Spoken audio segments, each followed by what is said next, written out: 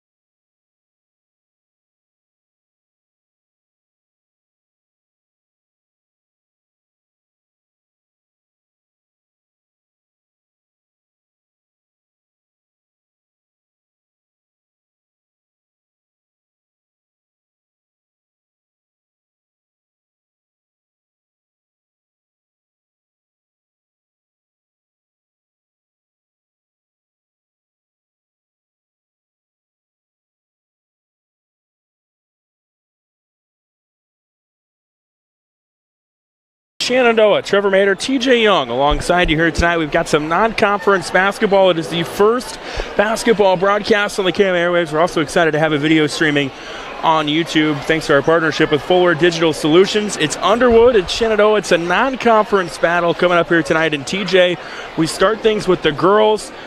Underwood comes in, a great year last year, regional finalists a year ago. Meanwhile, Shenandoah looking to get in the win column after starting the year 0-1. Yeah, for Shenandoah, they were able to get that first game under their belt.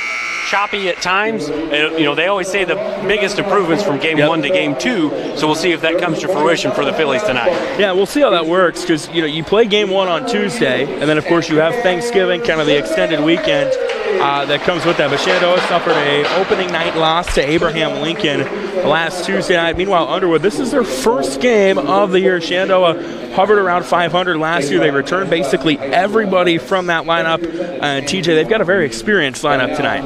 Yeah, absolutely. As for Underwood, they bring back a lot of firepower, and some solid size. For Shenandoah, they bring back plenty of production as well, but they got that youth infusion. Those freshmen turned into sophomores, so we'll kind of see how that plays out as the year goes on. And a couple of girls that have been multi-year contributors as well because of kind of the youth movement there in Shenandoah. They're announcing the starting lineups right now. I'll go ahead and get you Underwood. It's Allie Fletcher, Aaliyah Humphrey, Leah Hall, Delaney Ambrose, and Elizabeth Jacobson.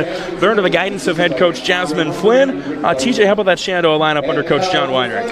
Yeah, for the Phillies, starting in the backcourt is going to be senior Brooklyn Black, senior Reese Spiegel, sophomore Cassidy Stevens, and in the front court, senior Allie Eveland and senior Ava Wolf. Should be a fun one here tonight. Again, it's Shenandoah, it's Underwood. It is non-conference action. Underwood kicks off their season. Shenandoah, their second game. It's a double dip. The boys will go on about 20 minutes after this one.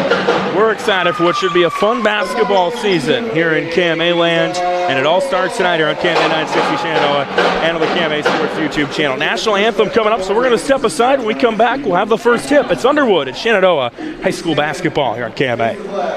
Place your hand over your heart. We're playing your national anthem by Shenandoah Cafe.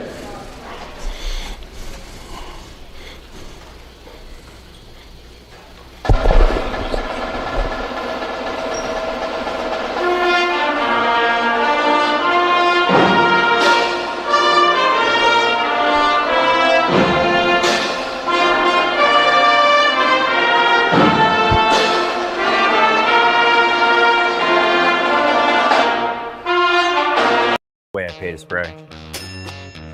What did you say? Pay to spray, custom application? Oh, input costs can get pretty high. I want to buy my own sprayer with automatic boom shut off and really big booms. Gotta love some big booms. The ag economy's down, but I'm bullish and my numbers are good. So what do you think? Let's make it happen. The ride to your dreams is easier with the right partner. Bank Iowa. Let's make it happen. Every inch of your body puts pressure on one place, your feet. So give your feet everything they could ask for by walking in to Brown Shoe Fit Shenandoah. Shoes for every occasion, boots for any situation, and above all, the right fit for you. After all, Brown Shoe Fit has been fitting feet for over 100 years. The only downside, so many shoes to choose from and only 2 feet. Great service, great selection, a great fit every time at Brown Shoe Fit, downtown Shenandoah.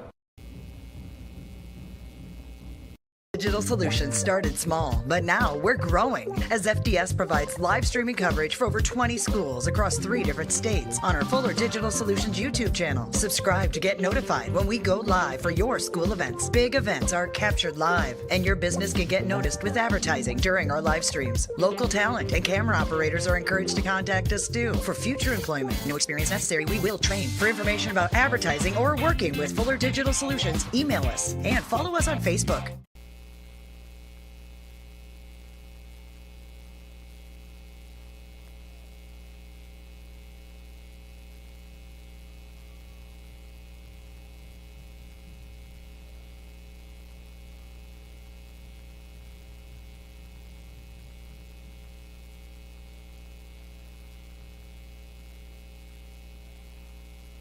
All right, well, welcome back in, ladies and gentlemen. We apologize for that. We had a technical dropout there as we're ready. We got things going 15 seconds into this one. Shenandoah Underwood, non-conference basketball. Hopefully the rest of the night goes a little bit smoother. Underwood in the road blues. Aaliyah Humphrey will inbound underneath, and shot missed for Underwood, and there's a travel on the floor, and it'll be a turnover to Shenandoah.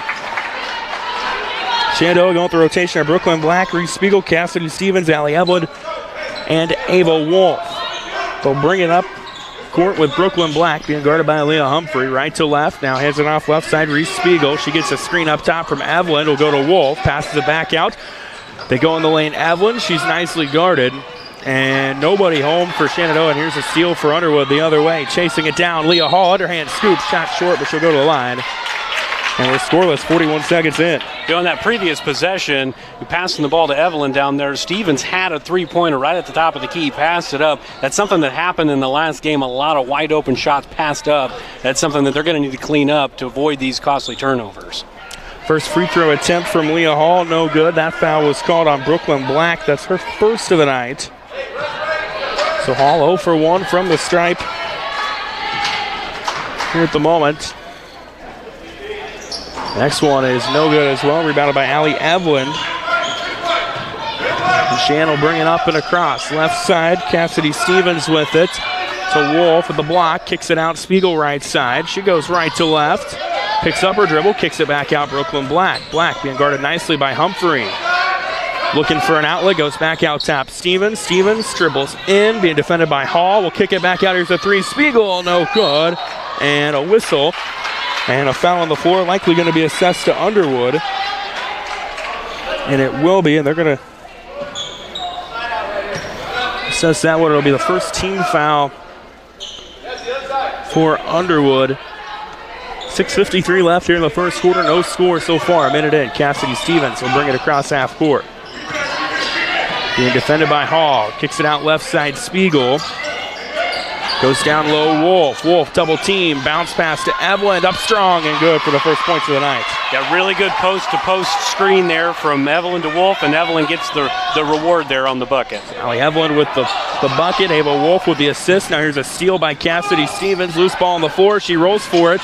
Coming up with that one is Ava Wolf off the return, and they'll get it across half court. Stevens. Hard to the hoop. Picks it up. Bounce pass down low. Evelyn double team. Lots of contact.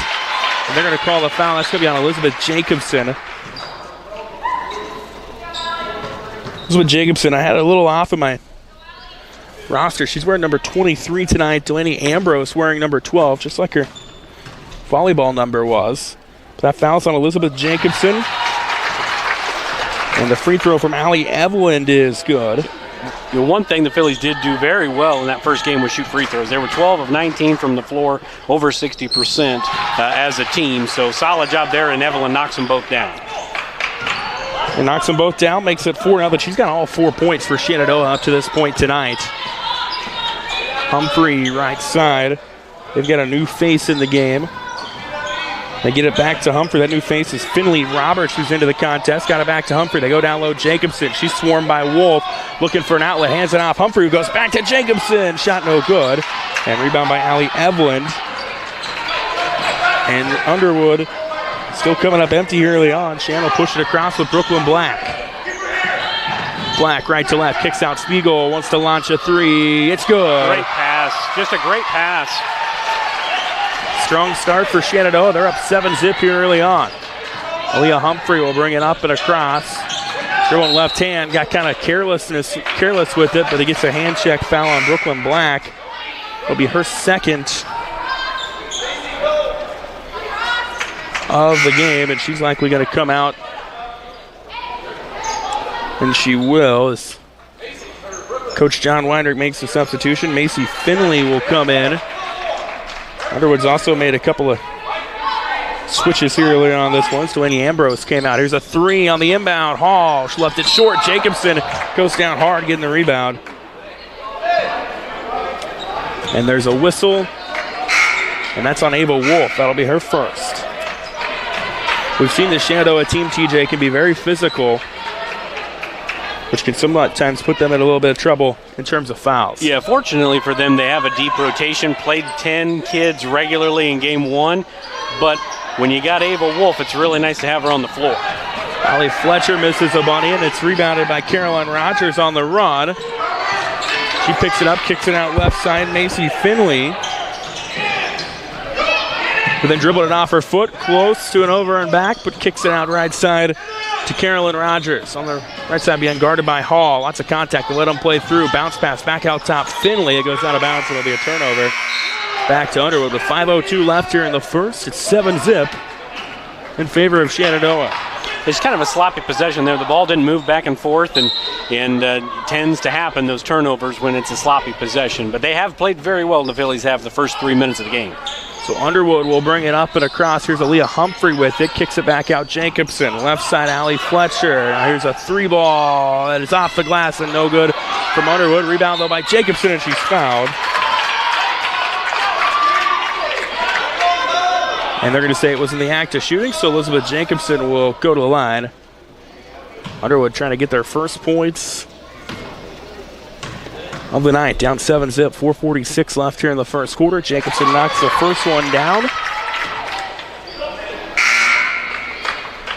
And the way she's rebounding, she could live at that line tonight. I mean, she's been very physical on the glass, sophomore. 6'3", she got the size. Philly's got to box her out. Keely Ray-Z comes in for Shan. Free throw attempt no good. Rebound by Leah Hall for Underwood, and they will try to reset. Humphrey with it out top. Dribbles into the corner. Went to Jacobson, but it's muscled away by Shenandoah, and they'll bring it across. That was Caroline Rogers with the steal. Picks up her dribble. Kicks it back out Ray-Z. Ray-Z hard to the hoop. Off the glass and good to make it 9-1. It's really good action, again, by the Phillies. Much better in this game as opposed to game one. And we're going to get a timeout on the floor. We'll take it with them. 9-1 Shenandoah, 4:19 left here in the first quarter on KMA 960.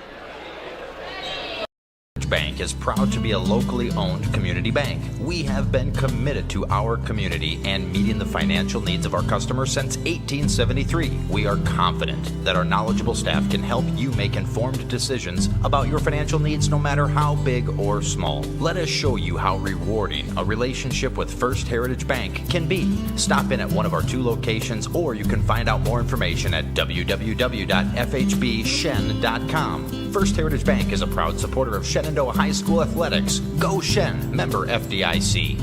Probably drop a much better start for the Phillies. Yeah, they needed a fast start, as sloppy as it was for them in their first game, to get these 9 points. They scored 29 all of last Monday, so this is a much better start for them. Underwood just trying to get their feet underneath them right now.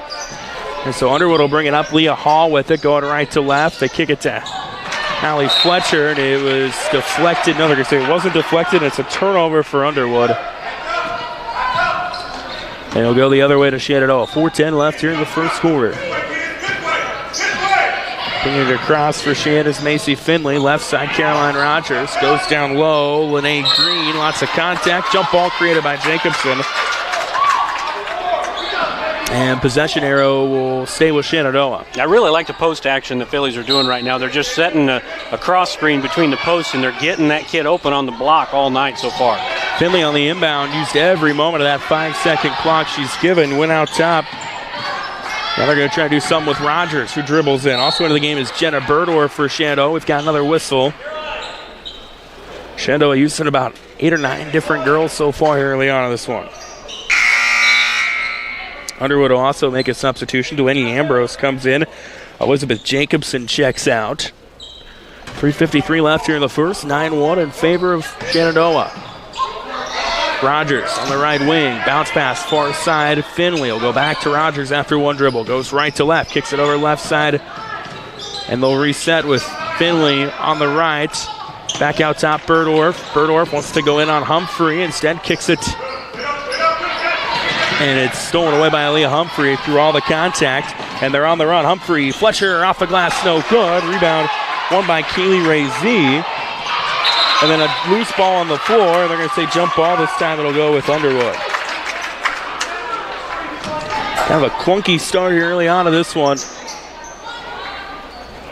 But Shenandoah up 9-1. And it has been physical. We talked about that at the beginning. It's been physical, both sides, and shots just aren't falling right now for Underwood. 3 for Leah Hall, not there off the iron. And then a loose ball won by Jenna Burdorf for Shenandoah, and they'll bring it up and across. Being Macy Finley who brought it up and over for Shenandoah. On the right side, Burdorf wants to go down low. Ray Z, it was deflected by Allie Fletcher. They're going to stay out of bounds off of Shenandoah. Now the Phillies will make a couple more substitutions. This looks like Ray Z and Green will check out. Ava Wolf will come in, as will Allie Eveland. Underwood will bring it across with Leah Hall. 3 minutes left here in the first quarter. Hall, left side, Humphrey. Humphrey will square up from deep, wide of everything. Fletcher and Wolf fight for the loose ball. Jump ball, this time it'll go to Shenandoah.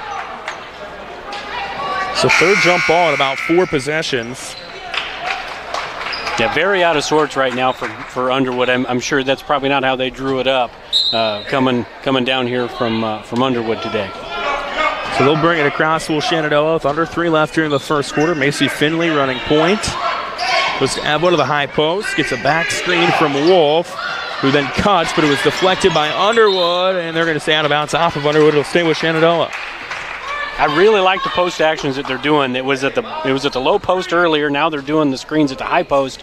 They're really putting the Underwood defenders in conflict here. Well, inbound to Evelyn. It was kind of behind her. She's looking for an outlet. Kicks it out. Finley goes right to left. Then back over to Spiegel. Will dribble left to right. 2:30 left here in the first quarter. 9-1 Shenandoah. Bounce pass into paint. Wolf. All types of deflections there. Stolen by Hall. They'll run it out. Layup is up, and it is good. And there is not a number 30 in varsity bounds, so bear with me as I get that for you. But it's 9-3 in favor of Shenandoah. Macy Finley will bring it up and across. Goes up strong and is fouled, and she'll go to the line. That's a really good drive by Finley, using her left hand there, getting it right into the middle of the lane, force the contact, going to the line for 2. And so Macy Finley will go to the charity stripe.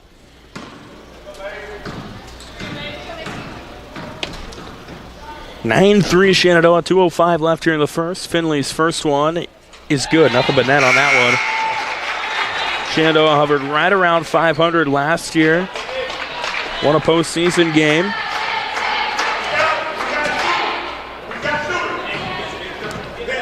And Finley with the next one, and there was movement early. Ava Wolf was way too antsy on that one. And it waves it off, so no good on the free throw try. And we stay at 10-3 with 2:05 left. Underwood will bring it up and across. Under 2 left here in the first. Left side, Jacobson to Humphrey. They'll cut, it's deflected, stolen away. Macy Finley. They'll bring it across with Ava Wolf. Not usually a point guard, but she gets it across the timeline, then finds Macy Finley, who's being guarded nicely out top. Gets a screen from Stevens, who then cuts, and will dribble in. Bounce pass, Wolf. Lots of contact. They're going to call the whistle. I think they're going to get Elizabeth Jacobson with the push. And it's going to be the 6th foul on Underwood in this half, and the second on Elizabeth Jacobson. She'll come out now. Allie Fletcher will come in for the Eagles. Really good entry passes so far for the Phillies. They're doing a really good job of trying to get the ball inside. Yeah, they will want to go there again to Wolf, but it's deflected by Fletcher. Saved by Hall. Loose ball and up in the hands of Finley. And now Shenandoah, an open shot right side. Stevens, 3 in and out, no good. Wolf off the glass, it's good. And Ava Wolf, her first points of the night, makes it 12-3 in favor of Shenandoah. A really good drive and dish that time by Spiegel. Just missed the shot, but Wolf was there for the rebound. A really good possession again for the Phillies. And then Stevens gets it. Humphrey playing from behind. Almost have the steal. They're going to get contact on Cassidy Stevens after Leah Humphrey came up with the snag. The Underwood just kind of seems like they just need to catch their breath right now. I mean, they're not playing terrible on the defensive end, just offensively. They just got to kind of catch their breath and slow down just a little bit. 12-3, 50 seconds left here in the first quarter. Allie Fletcher with it. It'll go to Ambrose. No good. Rebound Hall, not there. Humphrey, second time, is good. So Underwood finally gets the bucket from Aaliyah Humphrey to make it 12-5. We'll bring it across now with Shenandoah with Macy Finley. 30 seconds left in the first. Spiegel with it out top. It's a screen from Stevens, then goes right side. Atwood lobs down low. Wolf got behind her defender, leaves it short though, and it's rebounded. That is Kinsley Ferguson for Underwood, and they'll run it out to Hall. Under 30 left in the quarter. Spiegel trying to get the steal and didn't get it. Yeah, right now, the entry passes for the Phillies is just getting too easy. Without Jacobson in there right now, it's just too easy to get in there. Wolf's got to finish that shot. So 22.4 ticks left here in the first quarter. 12-5 in favor of Shenandoah. Leah Humphrey will inbound it, and they're going to go 4 out underneath the basket. Humphrey will kick it right side. Ferguson, a couple of dribbles, being guarded by Stevens. Now going to try to get rid of it, and loose ball on the floor off of Finley as they try to go to Hall. It's going to go out of bounds. Stay with Underwood. 13.4 seconds left here in the first quarter, with Shenandoah leading 12-5. Hall on the inbound, out top to Fletcher on the right side, being guarded by Stevens. Kicks it back, Ferguson. 7 left. Humphrey in the corner with 5 wide of everything, and it's rebounded by Macy Finley. 2-1, and they're not even going to try to get a shot off. And that's how the quarter will end, with Shenandoah leading 12-5 after 1 here on KMA 960. We'll take a break. Be back here in 60 seconds. Hayne, the real boss at Gowing Plumbing, but don't tell my mom and dad. I'd like to talk to you about tankless water heaters with endless hot water. If low energy bills and higher home values are important to you, you might consider a more efficient tankless water heater from Gowing Plumbing. Call 712-246-1803 and they can help you find the right system for you. Plus, Gowing Plumbing is the only one to call for issues with boiler heat. 24-hour on-call service from Gowing Plumbing. Tell them the boss sent you. Building your vision is what they help do at Miller Building Supply, Shenandoah. Once you've picked your project, comes the supply list. Miller Building Supply is a full-line lumberyard with electrical, plumbing, and hardware departments and all the tools needed to get the job done. Windows, doors, countertops, tub and shower units, kitchen and bath cabinets, and a fresh coat of paint. Yup, they have all that too. And if you have a question, they work hard to get you an answer. Miller Building Supply in Shenandoah. Don't just dream it. Build it. 12-5. Shenandoah leading Underwood here in KMA 960, KMA Sports YouTube channel. Trevor Mater, TJ Young with you. And TJ kind of, maybe a little bit of a clunky start, but the Phillies kind of like where they are after 1 quarter. Yeah, we talked about it at the beginning of the game, that biggest improvement game 1 to game 2, and clearly the Phillies were the more calm team there in that first. Hopefully, for Underwood's sake, they can settle down and play some basketball here in the second. Not off to a good start. As we say that, Brooklyn Black able to snag a steal. They'll go left side. Spiegel wants to feed Ray Z down low and can't get it. And lots of deflections. Ends up in the hands of Aaliyah Humphrey. On the run for Underwood. Underhand scoop good from Aaliyah Humphrey. And it's down to a 5-point game. And that's something Underwood can do, and they haven't been able to do it. They got a few runouts and missed the layups. They just got to cash in. On a cut, and good for the bucket is Caroline Rogers. They drew that up nicely. And it's back up to a 7-point game at 14-7 in favor of Shenandoah. Fletcher, turnaround jumper is good. So all of a sudden we're trading points here. Yeah, ball movement, player movement's been good for both teams, but buckets haven't been falling for Underwood. Now maybe to get that quarter under their belt, they're settling down a little bit. Shots are going to start falling. 14-9 in favor of Shenandoah right now. Go back out top, Black. Swing it around left side with a Caroline Rogers, who kicks it to Spiegel. Wants to walk the tightrope of the baseline, and it'll go back out to Black. Black back to Rogers. They want to get something going on the outside, or at least make you think that, and then go down low to one of their posts. Hitting the deck was Ray Z. She gets it to Greenbow, and the bucket is good. Give Keely Ray Z the assist, and it's 16-9 in favor of the Phillies. Kind of got the hockey assist there by Rogers. Did a good job of entering the ball into the post there. Leah Hall, 3 in and out, no good. Nobody there to clear the boards for Underwood. Keely Ray Z comes up with it. The Phillies will run it across with Reese Spiegel, who goes to Brooklyn Black. Bounce pass down low, Ray Z, a lot of contact. They let him play through. Black gets it back. She wants to dribble in, kicks it back out. Spiegel looking for that extra pass. Instead, she'll attack. On a cut, it was just behind Keely Ray Z, and a run out for Leah Hall. Off the glass, no good. She'll go to the line, but she was bumped by Caroline Rogers after the steal from Hall. Underwood will have a chance to crack double figures here tonight, as that's going to be Caroline Rogers first. 16 foul on Shenandoah in this half, so another one would put the Eagles in the bonus. This all goes to the stripe. This one off the iron, no good. Both teams will make some substitutions. Looks like Abel Wolf will come in for Shenandoah. Keely Ray Z checks out. Delaney Ambrose comes out for Underwood. Yeah, in the first quarter, it really seemed like Underwood was trying to play through Jacobson, and it got a little muddled in there. When she was out, they were able to spread it out and run a little bit, and I'd really like to see that a little bit more out of them. Hall missed the second free throw. Green got the board. Now Spiegel being guarded will kick it to Rogers. Rogers, double team, launches up a shot. It's no good. Rebound by Allie Fletcher. And here comes Underwood the other way. Fletcher, Hall, pass in the corner. Finley Roberts, three is good. Nice ball movement by Underwood. Set that one up. Yeah, and that's what we were talking about just a minute ago. Getting out and running, and that's just a much better job by Underwood. They're a lot more under control here in this second quarter. Makes it 16-12.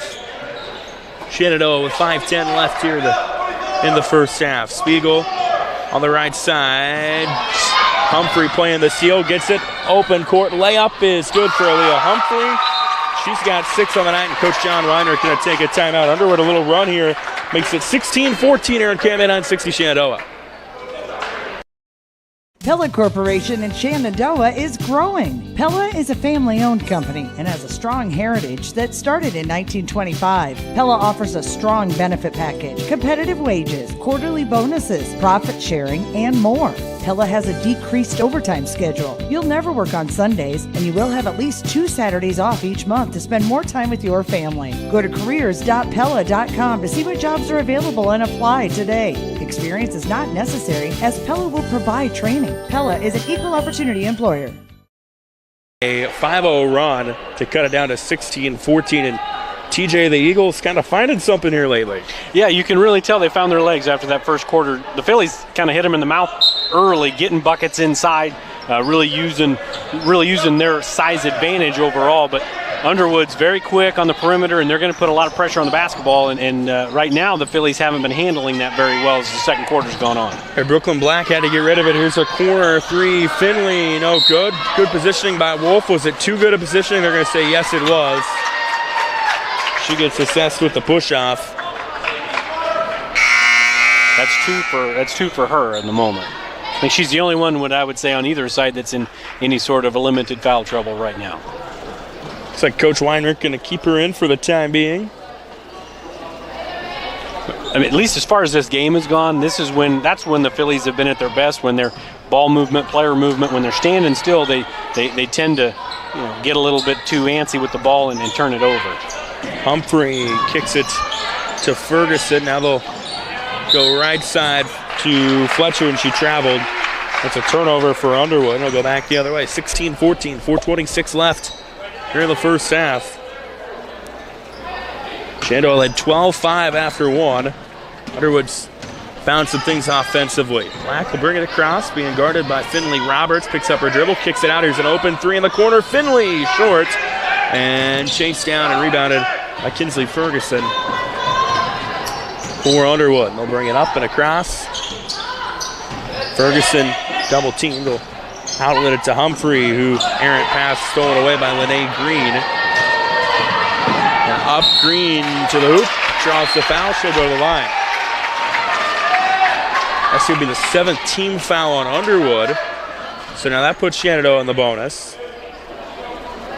Really good possession there by Green defensively. I mean, it was an errant pass like you had mentioned, but then running the floor, the big runs the floor, she gets the reward and gets to the line. First shot no good for Lene Green. Underwood will make some substitutions. Delaney Ambrose comes in. Looks like Leah Hall will check back in. Finley Roberts will come out. 3:56 left here in the first half. The next free throw from Green, no good as well, and Delaney Ambrose grabs the rebound. Underwood wants to run. Hall on the left side, goes down low. Jacobson, Hall on a cut. Lob is good and one from Leah Hall. Kind of a tough shot. Knocks it down, and we're tied at 16, and Underwood can take their first lead of the night. with this free throw, and they call that one on Macy Finley. That's her first. Yeah, beautiful give and go right there. Post entry and then cutting off of the pass instead of standing. Really good job there by Hall. And she knocks her down. So Underwood takes their first lead of the night at 17-16. And then a steal from Hall goes to Humphrey down low. She swarmed, kicks it out. Ambrose jumper free throw line was deflected. Jacobson hauled in the board for a moment, but it's stolen away by Shenandoah, and they will run it across to Evelyn. Leaves it short underneath. Rebounded by Hall. Missed opportunity for Shenandoah. Underwood will run it back. Humphrey behind Hall, and it's stolen away by Brooklyn Black. Black layup is good, and Shenandoah regains the lead. Very hectic, last about 25 seconds, but it ended up in a Philly basket. Black had 2 steals in the last 20 seconds right there. Makes it 18-17 Shenandoah. 3:08 left here in the half. Ferguson on the left side being guarded by Finley. Will go to Humphrey. Jacobson, 2 hands, he was Ava Wolf. That's her third. And now if you're Coach John Weinrich, you're in kind of a tough spot. Yeah, Razy's coming in the game now. And that is a benefit here for Coach Weinrich. He's got 4 or 5 kids that have good height to them there that can play in the post, and Razy was one of the leading scorers in that first game off the bench. Elizabeth Jacobson misses the 1-on-1 opportunity, and then Keely Razy's the one that comes up with the rebound for Shenandoah. They'll run it out. Black picks up her dribble, goes to Jenna Berdorf, who's into the game. Right side Finley, a 3, left short. Nobody there. Elizabeth Jacobson gets the rebound for Underwood. They'll run across Humphrey. 2:40 left here in the half, 18-17 in favor of Shenandoah. Hall lobbed it down low. Jacobson, it was well in front of her, and she goes out of bounds trying to get it. It's a turnover for Underwood. And it goes back to Shenandoah, who's clinging onto a 1-point lead right now. Yeah, post entries, if you're just grading the game on post entries right now, the Phillies have a clear advantage there. Speed and quickness on the defensive end, that's probably going to the Eagles right now. Underwood's got some athletes. Aaliyah Humphrey, a state medalist in track, gets the steal right there on the pass back out top. She'll go 1-on-1 with Berdorf. Too high of a dribble and has it stolen away by Brooklyn Black, who then lobs it out front. Evelyn gets Jacobson to leave her feet, puts it off the glass.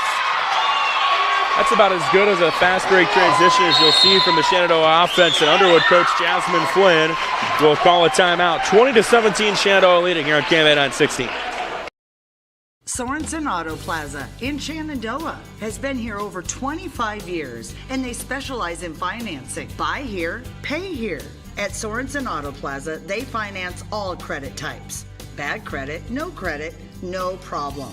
Visit SorensenAutoplaza.com to apply for financing and stop by and visit us on Sheridan Avenue.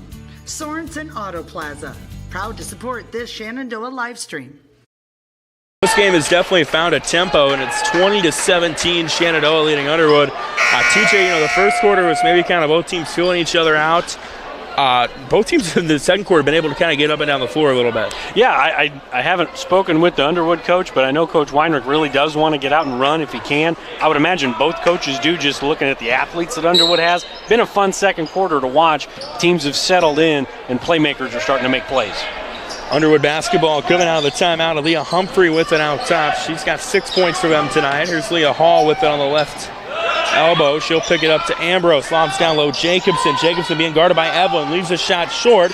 Jacobson gets the rebound. Second time is the charm for Elizabeth Jacobson. Good fight down there. Very good fight down there. And it's really good entry pass, high-low there. They got that all night if they can get it to her. Makes it 20-19. Shenandoah is still leading Underwood. Finley with an out top. Will dribble in. It was deflected. She's able to get it back, though. It goes on the left side. 90 seconds left here in the half. Finley bounce pass to Black. They're trying to post up Razy down low. They get it to her. She's double teamed. Goes strong, and it was nicely deflected by Elizabeth Jacobson into the hands of Aaliyah Humphrey. And Underwood's got a chance to take the lead with a minute left here in the half. Quick pass, Jacobson, deflected by Razy, stolen away by Macy Finley. So we approach a minute left here in the half. Finley, see if Shan burns some time here. Down to 55 seconds left. Wanted to go to Berdorf, hit the deck, gets it to Berdorf. And they swing it around Black. Wanted to square up for a 3, but picked up defensively by Ferguson. Looking for an outlet, and they're going to get the reach-in foul on Kinsley Ferguson. That might have saved Brooklyn Black from a 5-second call. Great defensive possession, and then bailing them out with that ticky-tack foul, and now she's got a chance to pick up a couple points here with the clock stopped. So Lene Green will come in for Shenandoah. Keely Ray Z will check out. Also looks like Caroline Rogers will come in for Allie Eveland. As Brooklyn Black goes to the free throw line. 44 seconds left here in the first half. Front end of the 1-1 bounces in. Makes it 21-19. Underwood will bring some substitutions in now. Ferguson and Ambrose come out. We'll bring Allie Fletcher and Finley Roberts into the game. Second free throw attempt from Brooklyn Black. Kind of a floater, didn't get anything. The Underwood basketball down two with 44 seconds left. And if you're Underwood, you're thrilled with where you are right now, the way the first quarter went. It was a 9-1 start for Shenandoah. Underwood's been able to battle back, took a lead momentarily. That pass goes behind Finley Roberts, and it's a turnover for the Eagles. I'm not great at keeping track of turnovers, TJ, but I've got that as their 9th from what I have been able to tally. Well, Phillies have at least 8 steals by my count, so and I'm sure it's the same or more on the other way. Under 30 left here in the half. Berdorf kind of a no man's land, throws it away. She wanted to kick it back out to Lene Green, but it was too far behind her. Yeah, she missed her. She was there right away. It was that screen action at the high post, and it was there. I just didn't see it. Underwood's going to get it. 15 seconds left in the half. Humphrey will bring it across with 12. Gets a screen, cuts down low. Hall. It was deflected by Berdorf. We're going to say it was out of bounds off of Berdorf. Underwood will inbound with 8.2 seconds left here in the half. You got to think you're looking for big number 23. If not, maybe a corner pocket three from the inbounder. Inbounder is always dangerous in this situation. Then inbounder is Humphrey. She's one to go in the post. Then she'll go to Hall off a screen. Hall, jumper, off the glass and good, off the iron and good. On the inbound to tie it, and they will not get a shot off Will Shenandoah before the frame ends. So the Leah Hall shot towards the end ties it at 21, and we've reached the halftime break here in Shenandoah. We'll take a quick one. Halftime coverage coming later in a moment on KMA 960. Very moment, a board-certified orthopedic surgeon is on his way to a newly remodeled surgical suite where he'll scrub up and dress into infection-free equipment and begin a surgery to give his patient a replacement knee. With the help of a knowledgeable staff and the latest technology, he'll give this man hope for a normal life again without walking in pain. These are the things that happen here every day. The new surgical center at Shenandoah Medical Center. Your health is our mission.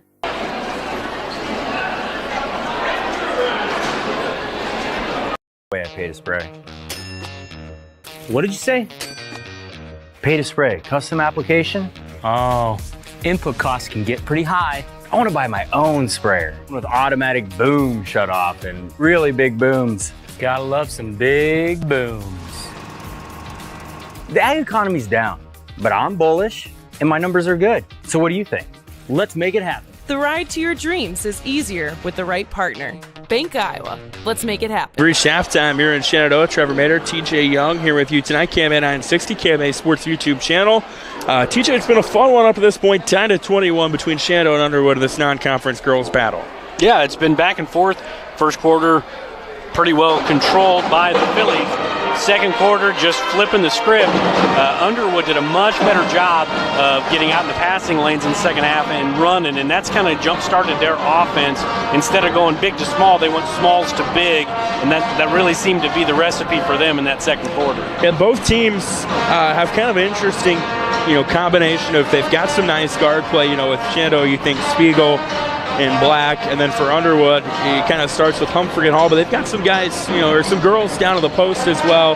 For Shenandoah, they've got the three-headed monster with Green and Ray Z and Wolf, and then you add Allie Eveland in there as well. And then Underwood's got Elizabeth Jacobson, who they want to feed. Delaney Ambrose able to do some nice things as well. So I feel like, kind of a good matchup for both teams right now. Underwood led by 6 points from Aaliyah Humphrey.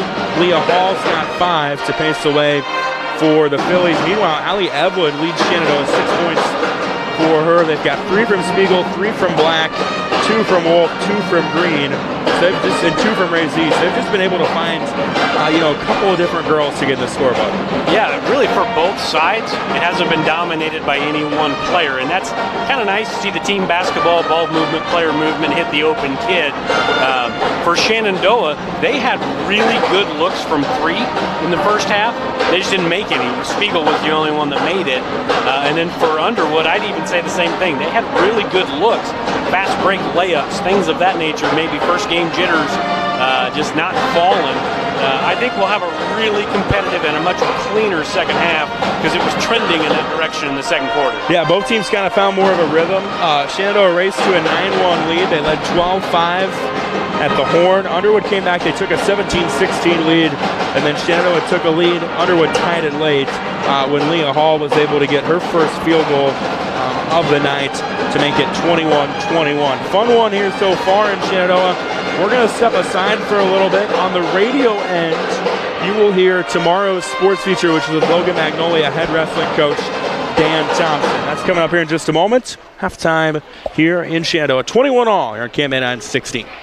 Inch of your body puts pressure on one place, your feet. So give your feet everything they could ask for by walking in to Brown Shoe Fit Shenandoah. Shoes for every occasion, boots for any situation, and above all, the right fit for you.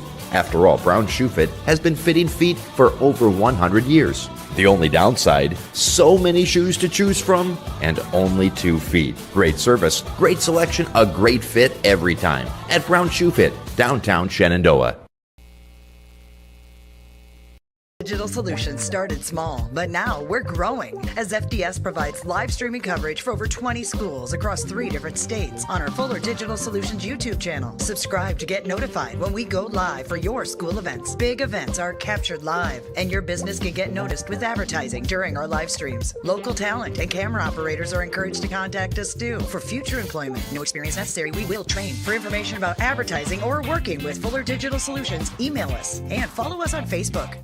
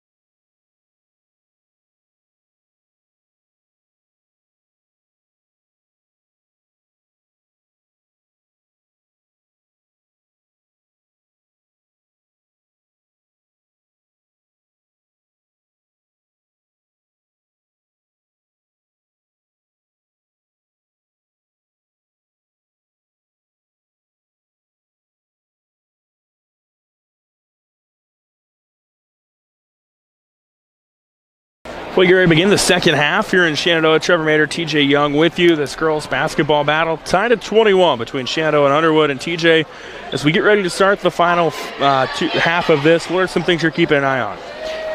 Biggest thing for me right now is valuing the basketball. If you're the Phillies, you turned it over a little too much there in the second.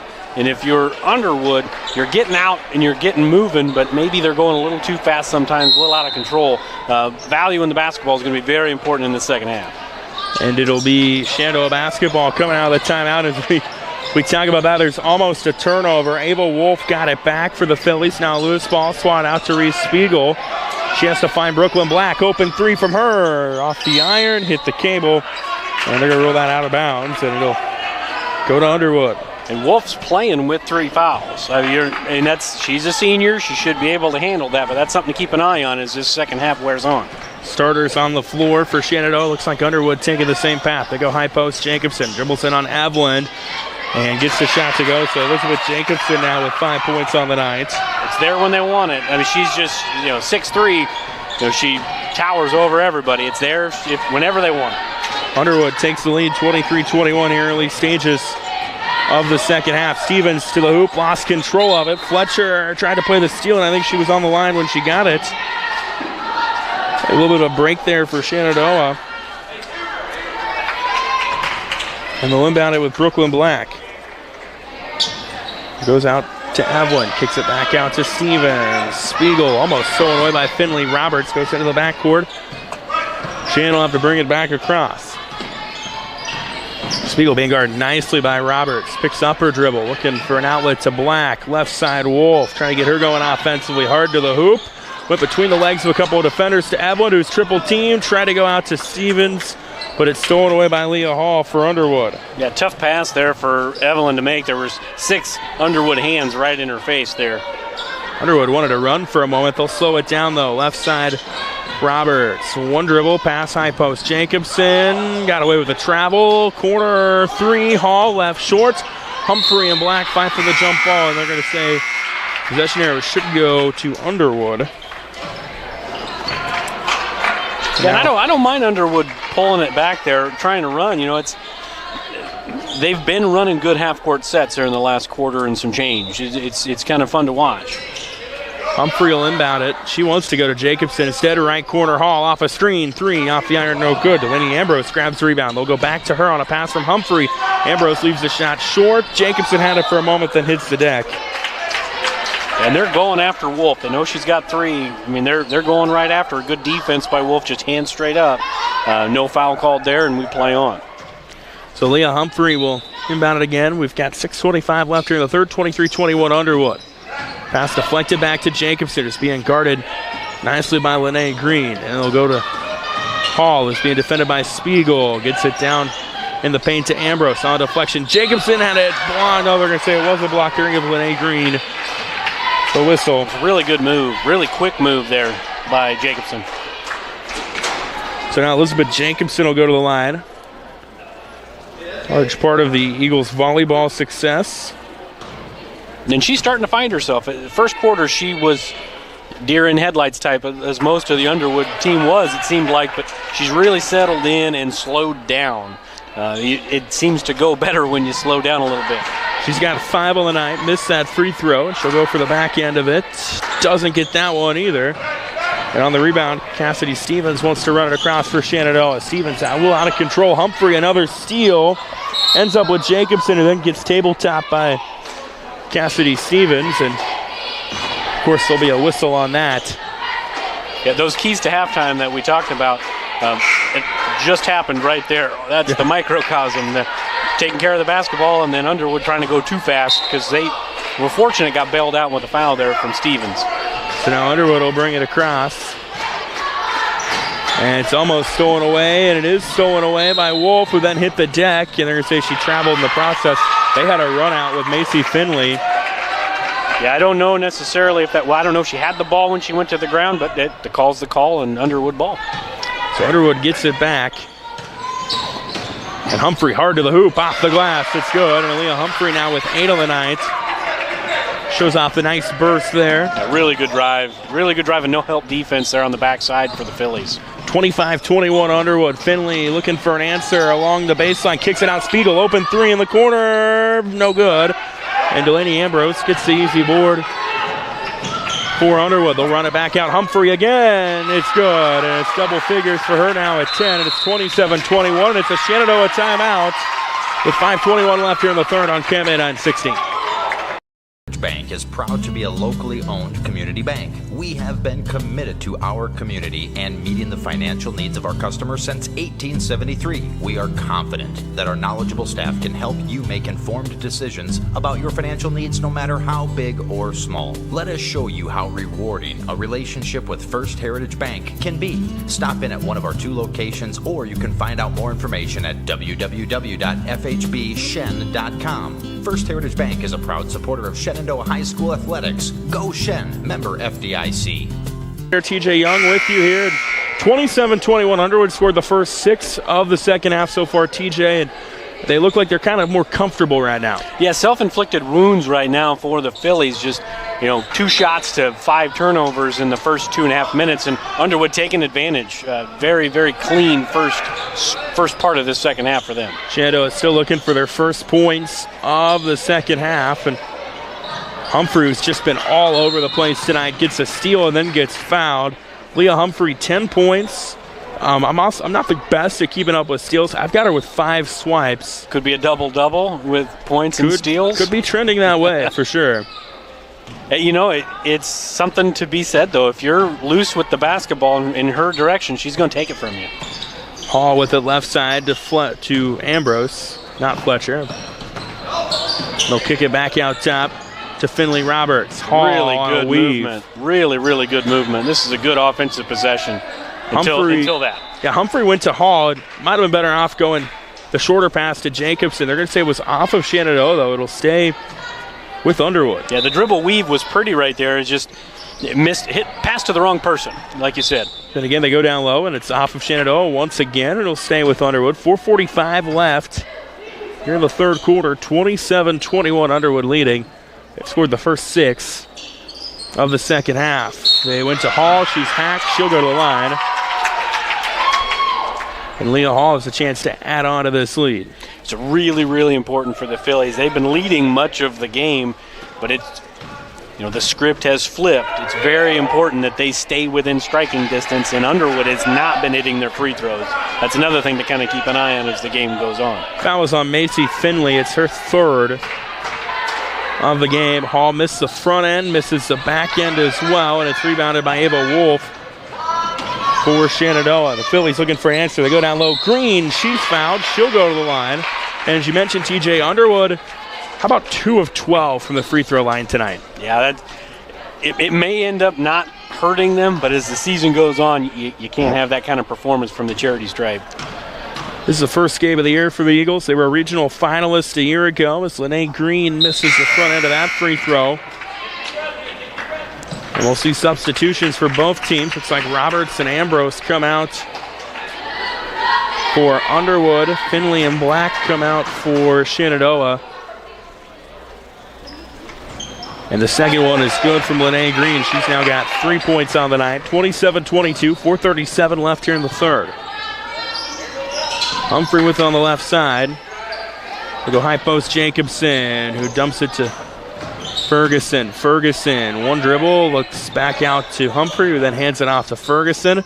They're trying to post up Jacobson down low.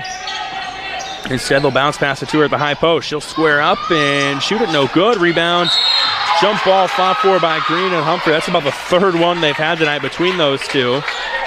Jacobson waits at the high post for that half second. She's got Humphrey going down the lane with nobody there. It's just a sophomore, getting a little too excited and too antsy there. Possession arrow went to Shenandoah, by the way. 4:08 left here in the third. 27-22 Underwood leading. They're going to get a hip check on Allie Fletcher. It'll draw the foul. That's just their second. Both teams were near the double bonuses the first half ended, and it's been, like we kind of talked about going into halftime, probably a little cleaner in that respect, and so far it has been. The Shenandoah basketball coming out of the foul, and Caroline Rogers will bring it across the timeline. Being guarded by Hall. Rogers picks up a dribble. Left side, Jenna Burdorf, who's into the game for the Phillies. Weave back out Stevens. Bounce pass in the paint. Green. Couple hard dribbles, and she's fouled. This will be Fletcher again. This could be Fletcher's third.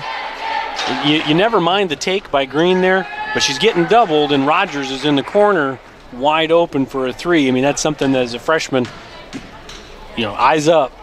You see that open three. Does put her at the free throw line, though, and she knocks down the first one. Makes it 27-23. Delaney Ambrose will come back in for Underwood. Bring Allie Fletcher out. Lene Green's second one, no good. And Elizabeth Jacobson there to clean up the boards for Underwood. They bring it across quickly. Humphrey being guarded by Rogers. So, a little weave action up top. Hall gets a screen from Humphrey, kicks it out right side Ferguson. Ooh, you had it. Wanted to square up. Wolf did a good job of coming out and helping defensively. So they'll go Ambrose left side. Hall, it's blocked out top by Burdorf. Jenna Burdorf gets the swat on the three-point try from Leah Hall. Now a run out for Shenandoah. Left short, though, by Stevens. Wolf can't get the putback. And then Green, third time, is fouled. So Lene Green doing a good job of finding ways to get to the free throw line.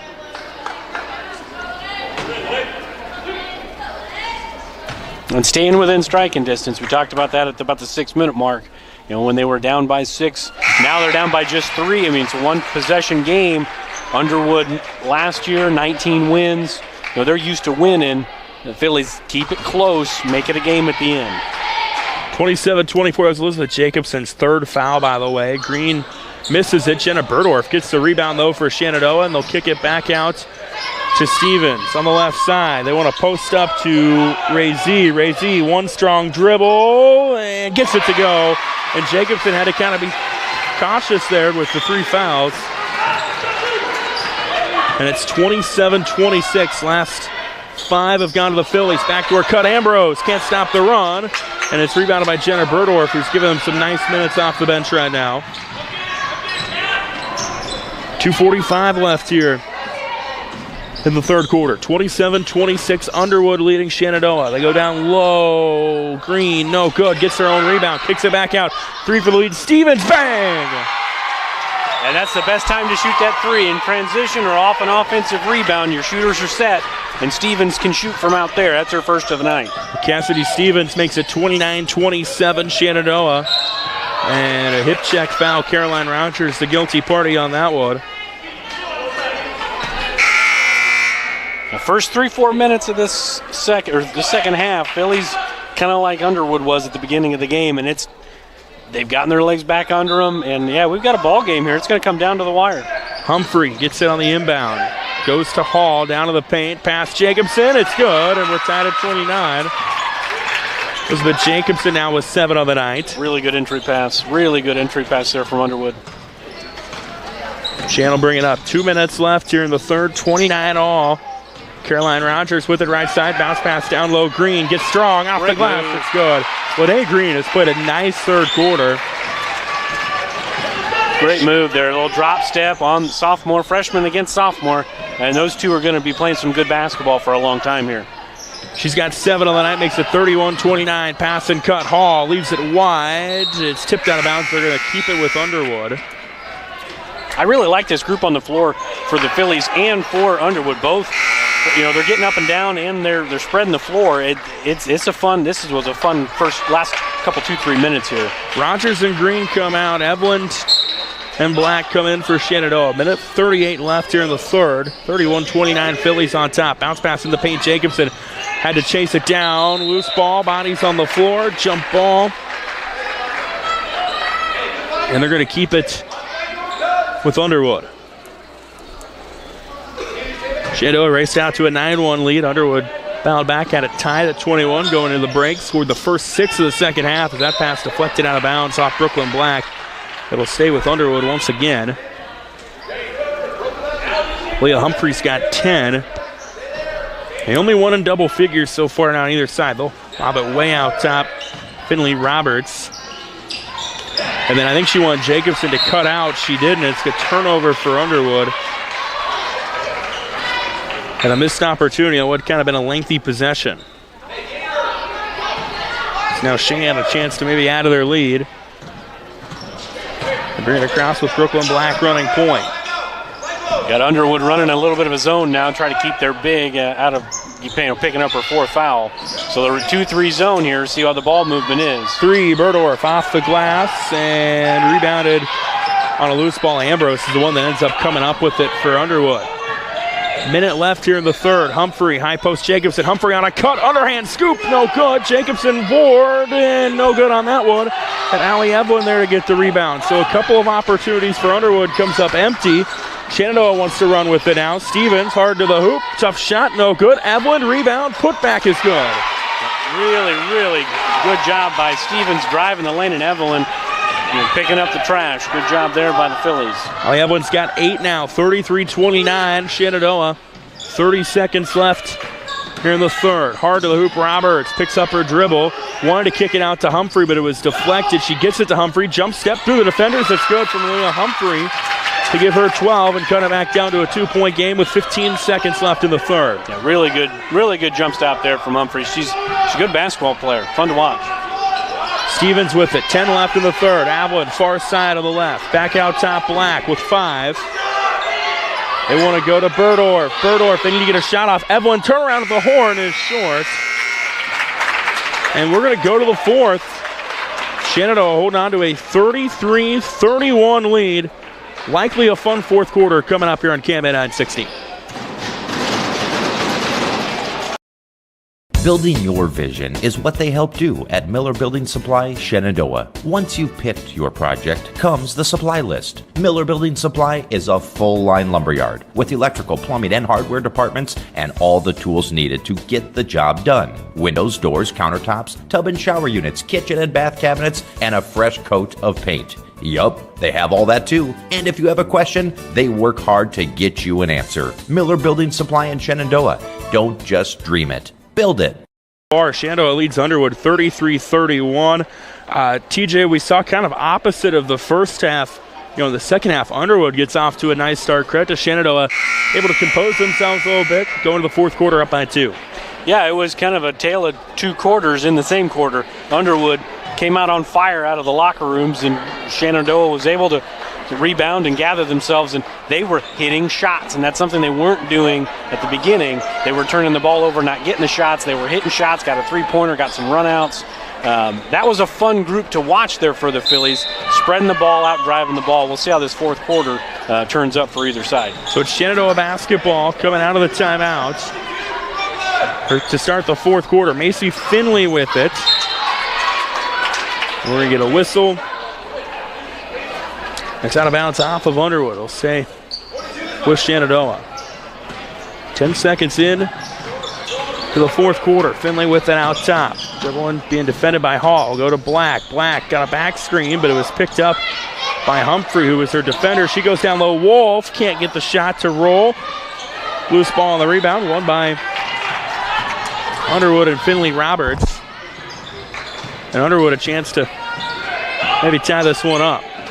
Or take the lead. Hall, contested shot, no good. Brooklyn Black gets the rebound. And Shan will bring it back across. Oh, got her on the block again. Oh, had her on the block again. They'll go out of bounds back to Underwood. 33-31, 7-11 left here in regulation. I say that because it's a game that kind of teases us towards overtime, I feel like. Could be some free basketball. Leah Hall brings it across to Leah Humphrey. Now a cut to Hall. That was a little over her head. She did all she could just to chase it down. It goes out of bounds. They're going to say it was off Spiegel. Off Shenandoah, off Reese Spiegel. Yep. So it'll stay with Underwood. Humphrey will inbound it near her own bench. Hall, that was behind her. Finley Roberts will chase it down. It's not an over and back because it wasn't touched. And Finley Roberts might have got away with a double dribble. Fletcher banks one in. After all of that confusion, we are tied. Allie Fletcher with 4 now on the night for Underwood. 33-all.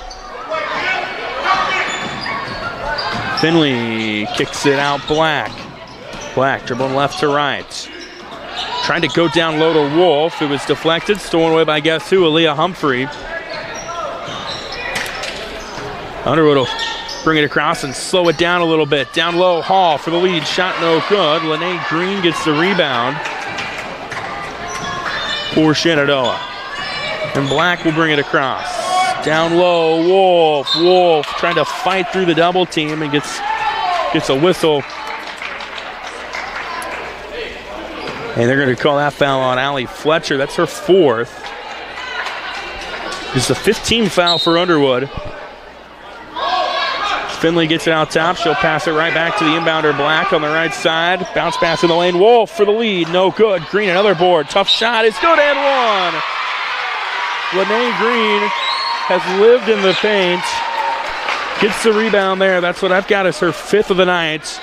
And then converts, has a chance of the 3-point play. And pushes the lead back up to 2. And that's on Elizabeth Jacobson. That's her 4th. And now, TJ, we're kind of seeing the fouls mount up for Underwood.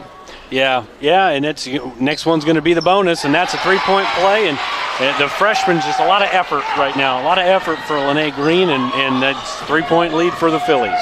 First Philly into double figures tonight is Green with 10, 36-33, under 6 left here in regulation. They go to Humphrey on a cut. Jacobson to the hoop is good and one. They get Ava Wolf with what's going to be her 4th. And they've been running that high-low action the whole game. They go away from it every once in a while, but then they'll come back. And it's been Humphrey and Jacobson running that high-low, get the pass to the high post, and then cut off of it to the opposite block. And this time it was Humphrey finding Jacobson for the N1 opportunity. So Keely Ray Z will come in. Ava Wolf checks out. Meanwhile, Elizabeth Jacobson, I thought maybe they'd pull her with 4 fouls a moment ago. Coach Jasmine Flynn opts not to. The free throw missed, rebounded by Lene Green. And Shenandoah still leads by 1 with 5:45 left. Finley dribbles in, kicks it out, Spiegel. Spiegel dribbling left to right. Goes down low, Green gets strong on Jacobson. Shot no good. Bodies all over the place, and Humphrey comes up with the rebound for Underwood.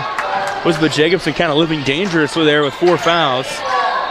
Humphrey knifes the lane, kicks it out. Ambrose, long 2 is good, and Underwood takes the lead. Really good drive and kick, and both teams can do that.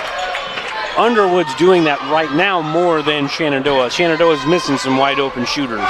37-36 in favor of Underwood. They try to cut it down low. Spiegel.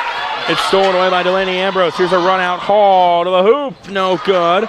Brooklyn Black gets the rebound for Shenandoah, and back the other way we go. The Phillies run across. Spiegel had to chase it in and goes back out top to Black. Left side, Finley. Back to Black, under 5 to go. High post, Green. They've got Spiegel open if they can get it to her. Green going to take it hard to the bucket, though, for the lead. No good. Ray Z, no good. And they're going to get Jacobson with their 5th foul. Kind of a late whistle. That's big.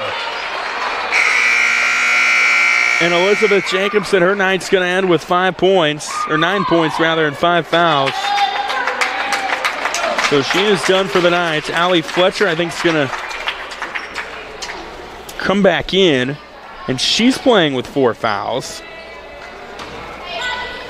And Keely Ray Z will go to the free throw line with a chance to either tie or give Shenandoah the lead. 37-36. Underwood leading. Ray Z gets the first one to roll in. Knots it at 37. And we're going to get a timeout on the floor. We'll take it with them. Fun finish coming up here on KMA 960, KMA Sports YouTube channel. Pella Corporation in Shenandoah is growing. Pella is a family-owned company and has a strong heritage that started in 1925. Pella offers a strong benefit package, competitive wages, quarterly bonuses, profit sharing, and more. Pella has a decreased overtime schedule. You'll never work on Sundays, and you will have at least 2 Saturdays off each month to spend more time with your family. Go to careers.pella.com to see what jobs are available and apply today. Experience is not necessary, as Pella will provide training. Pella is an equal opportunity employer. KMA 960 is non-conference girls basketball battle. Trevor Mader, TJ Young with you here tonight. TJ, it's been a tight game, but if you're Underwood, you've put yourself in kind of a murky spot with foul trouble.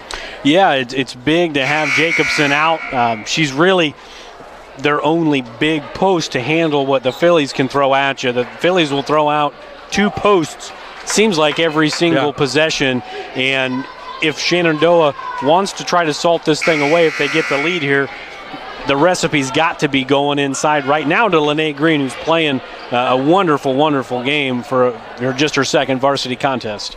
I would say the depth right now definitely in favor of Shenandoah as Keely Ray Z a chance to give Shenandoah the lead, and she does. Makes it 38-37. Ray Z's got 6. 4:35 left here in regulation. Aaliyah Humphrey will bring it up for Underwood. Left side Hall, they cut down low. Ambrose gets fouled. She'll go to the line. And Delaney Ambrose. It's going to be size and strength versus speed and quickness here in this last 4:28, excuse me. It's going to be a lot of fun. Look at that one on Keely Ray Z. It's her second. Ambrose, first one, no good. She only shot 7 free throws last year at a 44% clip. Free throws have plagued Underwood tonight. I've got them 2 of 14. Make it 2 of 15. She misses both. Keely Ray Z gets the rebound. They got to play inside out here if you're the Phillies. You got to. You just got too good of post players right now not to do that. Right side, Burdorf. Back out top to Caroline Rogers. They'll go to Ray Z. He kicks it back to Burdorf. They're trying to post up Lene Green down low. It wasn't there. Here's a 3. Rogers. Moonball off the glass and good. The bank's open. And Caroline Rogers makes it a 4-point game. That's probably not how they drew it up, but they'll take it. Hey, points are points. Yep. And it's 41-37. Caroline Rogers knocks down the triple. Now Fletcher contested shot blocked by Lene Green. And Green wants to run it out. Gets it poked from behind, though, by Aaliyah Humphrey. It'll stay. Coach Weinrich's found something with this number 50. She's a solid player. She plays with a lot of effort. I mean, and Razy's done a great job off the bench, too, in back-to-back games for the Phillies. They get it to Rogers. Back out top, Black. 41-37 Shenandoah. 3:33 left here in the fourth quarter. Black back to Caroline Rogers. Just hit a big 3 moments ago. Picks up her dribble, swings it down low. Green gets by a couple defenders, almost had it poked away. Fletcher getting really handsy, gets on that one, and Humphrey comes up with the steal. Underwood needs points. Hall, Fletcher, hard to the hoop, and there's the foul on Lene Green. But they may give that one on Black there. We'll see. No, they're giving it to Green. You are correct, sir. Not very often am I correct. That's why you're the professional, right? I wouldn't call me a professional. So Lene Green's second of the night, 8th for Shenandoah in this half, and Allie Fletcher misses a free throw. I'm going to take a wild guess and say that the next practice for Underwood is probably going to consist of a lot of free throws. Yeah. And really, that's kind of how Underwood can chip away here. They're only down by 4, but is driving the basketball right now with their quickness and their ball handling ability. Most significantly, Humphrey getting into the lane, but they're going to have to hit free throws down the stretch. Shenandoah does bring Ava Wolf back in with 4 fouls, and I think we might have just tossed a fan out. I believe. I think we did. They stopped play, and a gentleman picked up his seat and walked away with a couple people cheering. Meanwhile, the free throw from Fletcher is good that time. Gets it down to a 3-point game. Makes it 41-38. And Shan will bring it across. Rogers kind of dribbling recklessly. She draws the foul. Will go to the line. You know, she will do that. I'd say she's probably Shenandoah's best driver of the basketball right now, but sometimes it's that one dribble too many type of deal. And that time she got bailed out with the foul, and she got a chance to score some points here at the charity stripe. Rogers can't get that one to go on the front end of the 1-on-1. It's out of bounds. They're going to say it was off of Shenandoah. And it'll stay. We'll go with Underwood. That foul, by the way, was on Finley Roberts, her second of the half. Under 3 left in this one. Pass was behind Roberts. It's going to go out of bounds. It's a turnover for Underwood. Back to Shenandoah, and that's something, if you're Underwood, you want to try to avoid here late in the stretch. It really can't have that when possessions are at a premium. with less than 3 minutes to go, down by 3. And we got a timeout on the floor. We'll take a quick one with them. 41-38. Shenandoah leading Underwood here in Cam 9-16. Sorensen Auto Plaza in Shenandoah has been here over 25 years, and they specialize in financing. Buy here, pay here. At Sorensen Auto Plaza, they finance all credit types. Bad credit, no problem. Visit SorensenAutoplaza.com to apply for financing and stop by and visit us on Sheridan Avenue. Sorensen Auto Plaza, proud to support this Shenandoah live stream. Well, 2:53 left here in regulation. Shenandoah hanging on to a 41-38 lead in this one, and it's been as good as advertised for both teams. And TJ, if you're Shenandoah, maybe you try to slow it down a little bit here in the next 2 minutes and 53 seconds. You know, I think it's probably something that they're talking about, but one thing with a team that needs to learn how to close games out, sometimes it's hard to change your pace. When you start changing your pace and slow down, sometimes you get a little loose with the basketball. And with Humphrey and company, they make it a little bit harder to handle the basketball, and that's what they're going to do now, bringing up full court press. Shenandoah basketball coming out of the timeout. Green goes down low to Wolf. Fletcher playing dangerously with 4 fouls to get by it. Abel Wolf gets the bucket, and it's up to a 5-point lead for Shenandoah at 43-38. Yeah, really, really good fight there from Wolf. Not the best pass, but you get the bucket, and it's a 5-point game. Here's Hall, corner 3. They need it. It's short. Fletcher thought she had the board. Caroline Rogers came streaking in, and they're going to say possession arrow Shenandoah. Now, good hustle by Rogers over there, coming out of nowhere to fight for that ball and end up flipping the possession. So 43-38, 2:31 left here in regulation. The Phillies trying to hold on as Underwood goes to a little bit of a man look. They'll inbound it to Caroline Rogers. She's got to get it across half court before 10. Gets it to Berdorf on the right side. Berdorf picks up her dribble. Back out top, Rogers. It's almost stolen away by Humphrey, and then bodies all over the place. Shenandoah gets it and stolen back by Humphrey. Underwood needs points. Bounce pass. Roberts off the glass. No good, but she's fouled hard by Caroline Rogers.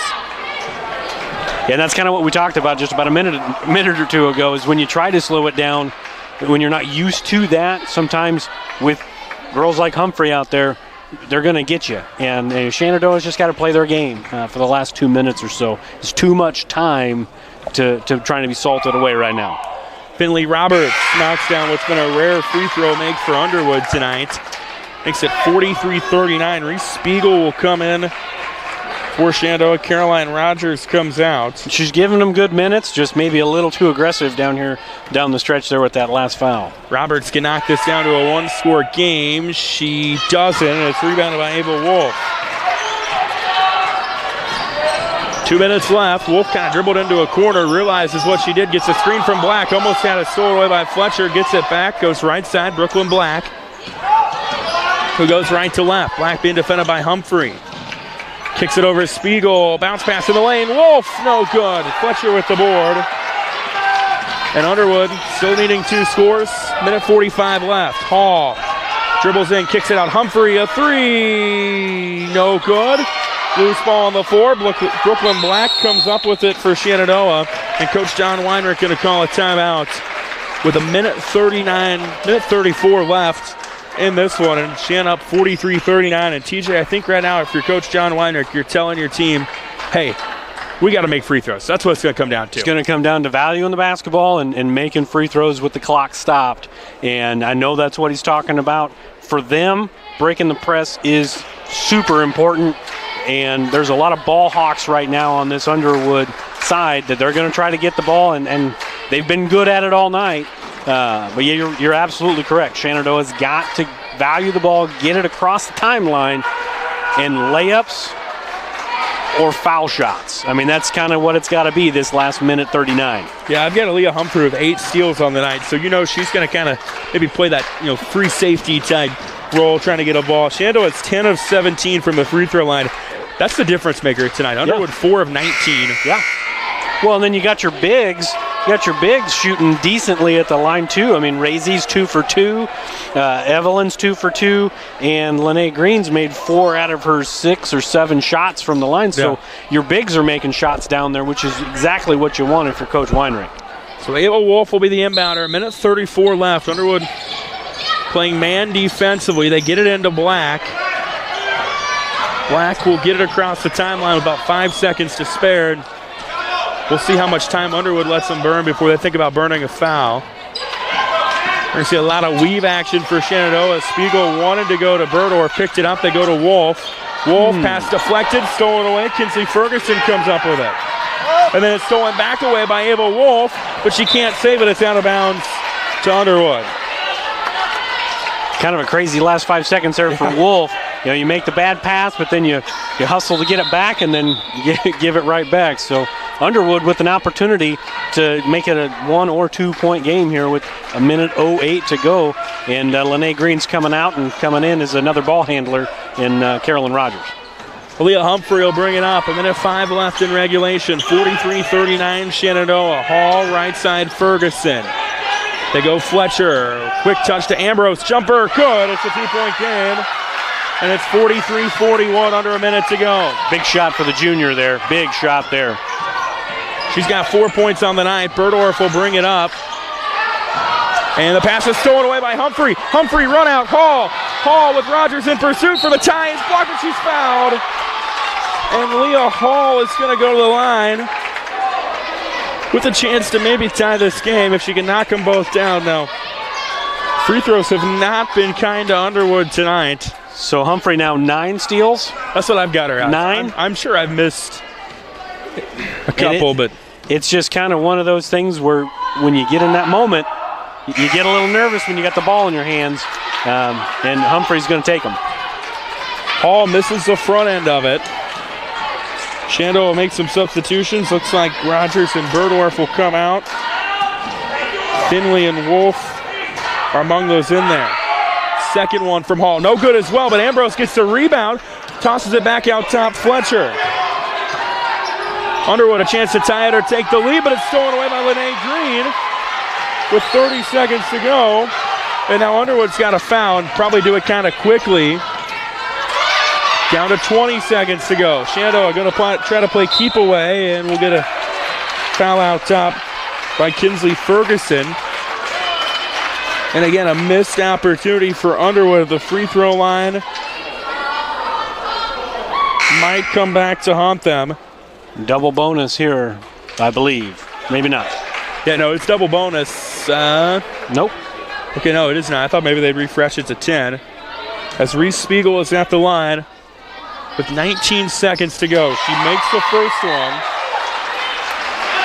Makes it 44-41. Trying to get this back up to a 2-score game. The second one from Spiegel. It's money. And it's a 45-41 Shenandoah lead with 15 seconds to go. And a whistle and a timeout taken by head coach Jasmine Flynn. And TJ, if you're Underwood, you need points and you need them really quickly. You don't need a 3 with 16 and a half to go. Shenandoah has been loose with the basketball as this game has gone on.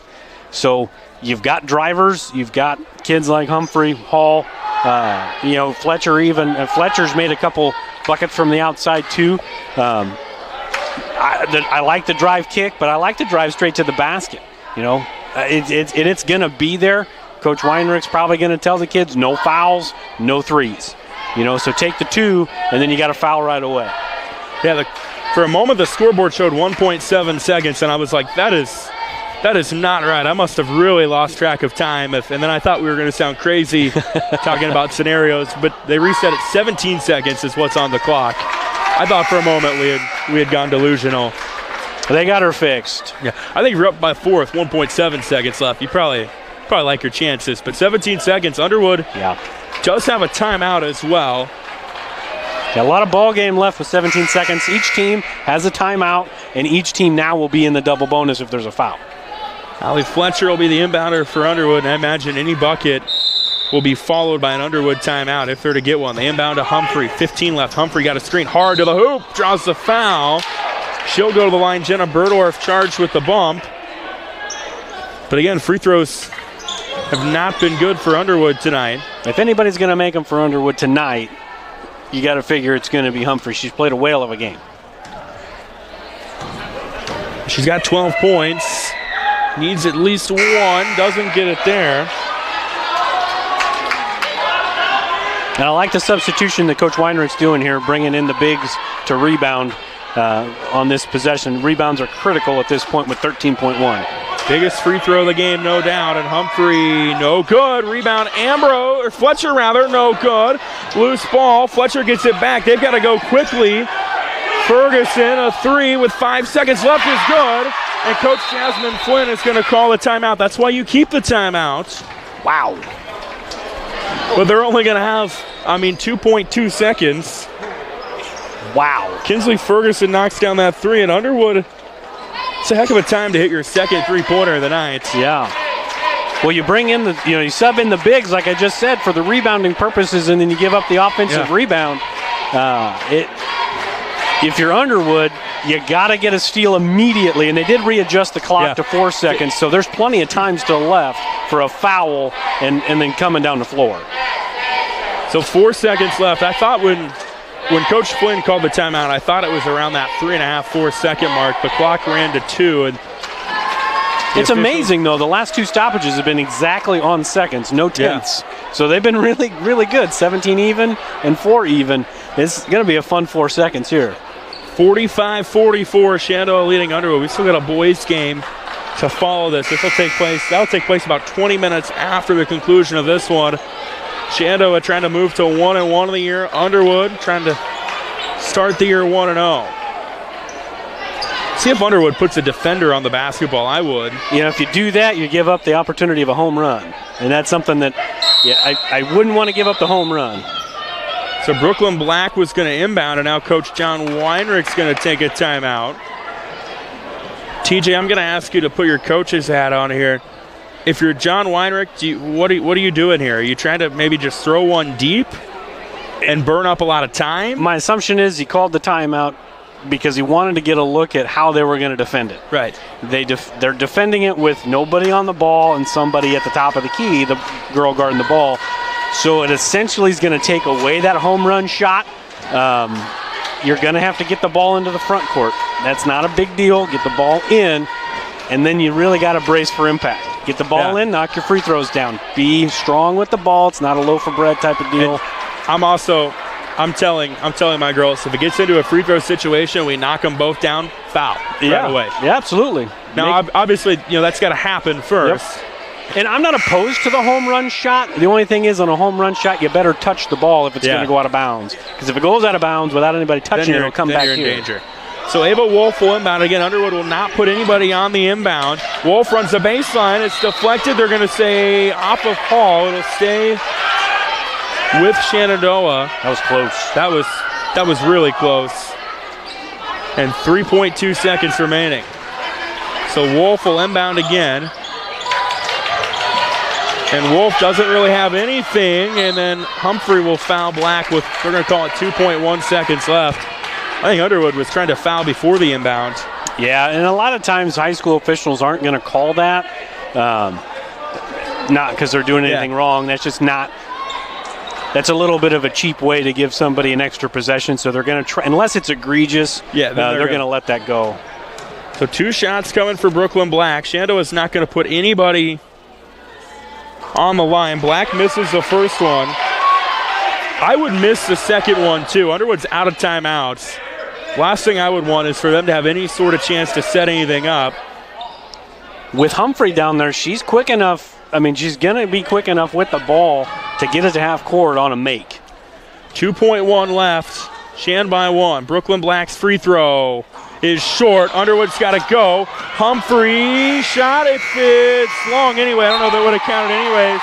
And Shenandoah holds on and snags a 45-44 victory to move to 1-1 on the year. We'll take a real quick break. Back to wrap things up here in a moment on KMN 960. very moment, a board-certified surgeon specializing in female pelvic medicine and reconstructive surgery is scrubbing up in a newly remodeled surgical center full of the latest technology to give a woman a chance to take back control over her body. It will take less than an hour. There will be minimal recovery time, and afterwards, she'll start to feel normal again. These are the things that happen here every day. The new surgical center at Shenandoah Medical Center. Your health is our mission.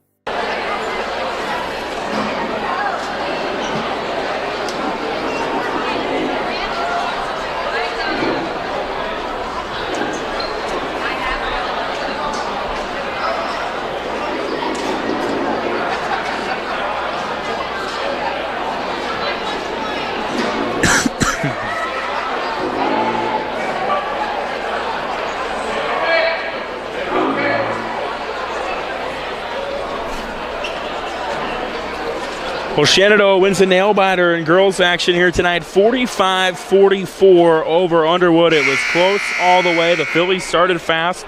Underwood battled back, started strong in the second half as well, but then Shenandoah found a rhythm and was able to hold on late, TJ. Yeah, it was a lot of punch, counterpunch. Like you said, Phillies got off to a great start. Underwood battle-tested. No worries, just settle down and play basketball. And it looked like they were going to run away with it when the second half started. Credit Coach Weinrich and his kids. They did a really good job of just battling. And foul trouble probably played a part in the final score, but players got to make plays. And at the end of the day, the Phillies made one more play to win the game tonight. Yeah, I would say foul trouble, and then Underwood's woes at the free throw line as well. I had them 4 of 23. That's not going to win you a lot of ball games. You mentioned Elizabeth Jacobson fouled out early fourth quarter. Yep. That hurt them as well. They were led tonight by Aaliyah Humphrey, who was all over the place. 12 points, 9 steals, 3 rebounds, what I had her with. Underwood starts the year 0-1. They'll turn around. They play tomorrow night at IKM Manning. Shenandoah, meanwhile, they moved to 1-1 on the year. They were led. Lene Green had a really nice night coming off the bench. Yeah. I had her with 10 points. She also was able to haul in 8 rebounds. In this one, Allie Evelyn chipped in 8 as well. I think maybe the biggest play of the game was the Caroline Rogers 3 that regained Shenandoah the lead.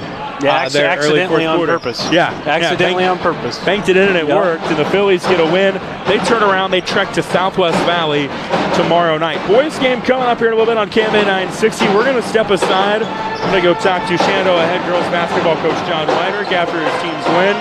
When we come back, we'll have Shenandoah Underwood boys action on KMA 960. But for now, we're going to hear some previously recorded segments from Upon Further Review, beginning with our KMA Land Football Coach of the Year, Camsbury Bauer. That's on the way next.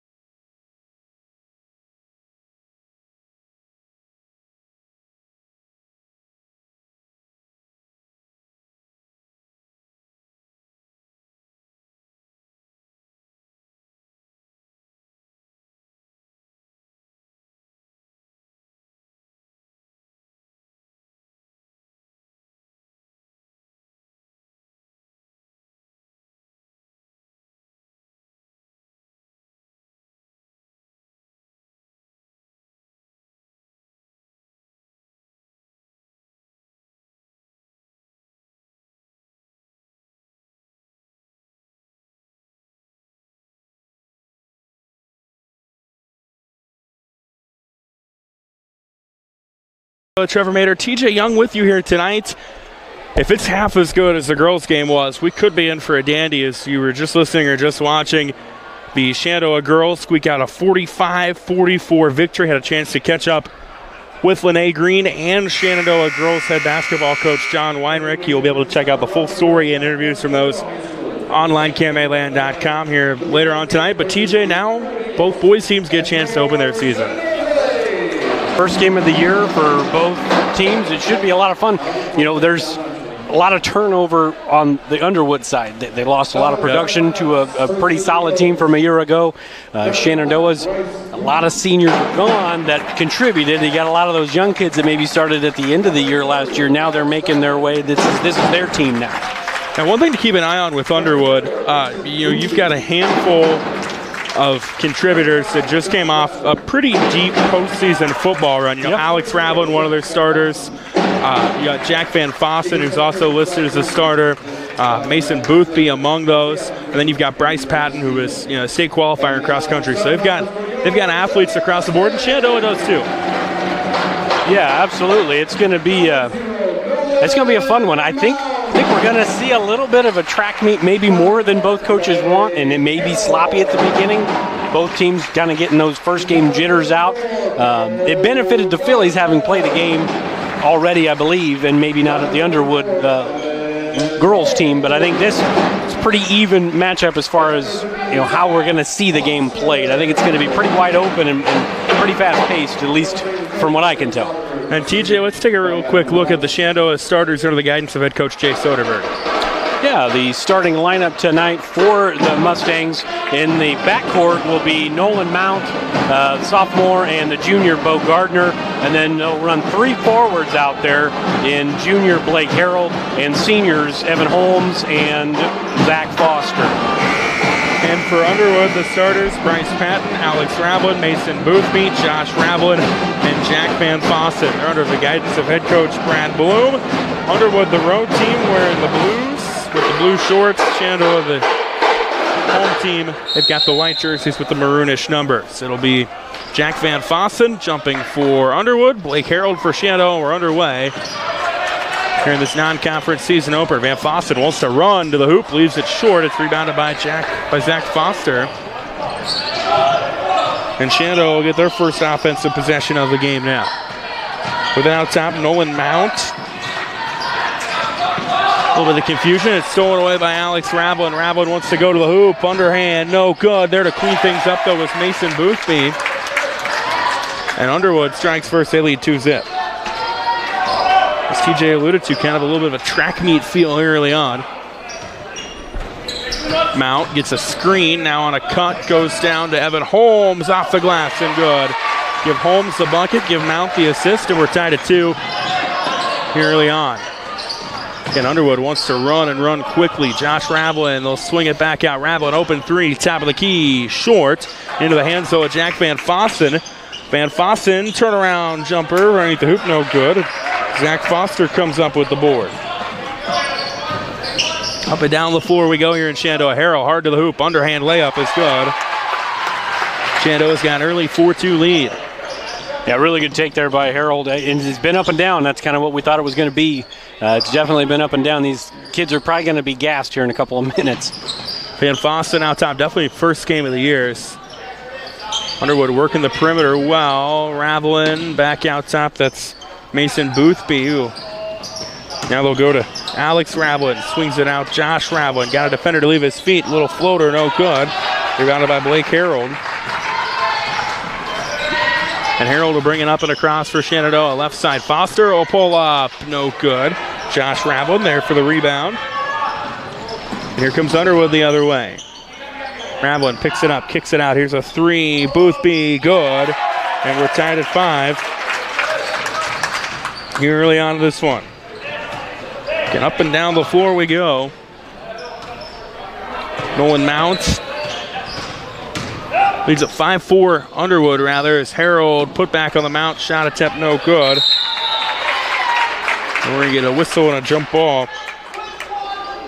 Hey, just a little out of control there. Good drive by Mount, but just a little out of control there. Got himself under the basket and was bailed out a little bit there by the jump ball. So Mount inbounds it to Harold. 5-4 Underwood here early on in this one. In the corner, Mount will kick it back. They swing it around to Bo Gardner. Gardner, Harold, open three. Good three from Blake Harold. Nice ball movement by the Mustangs. Made that work, and it's 7-5 Shenandoah. Yeah, really good job by Gardner just to drive and dish. A really good play by the junior. And Patton gets stuffed by Blake Harold. So there's a little bit of a size mismatch there when Patton goes in on Harold. It stays with Underwood, though. 5:21 left here in the first. 7-5 Shenandoah leading. Out top, Ravelin. Thought about squaring up. Instead, he goes to Van Foss on the left side. Back to Alex Ravelin, the Cam-A-Land A1A, 2A Offensive Football Player of the Year. Kicks it to Bryce Patton, who goes high post Van Fossen. Back to Ravelin. Alex Ravelin in the corner. Thought about the shot.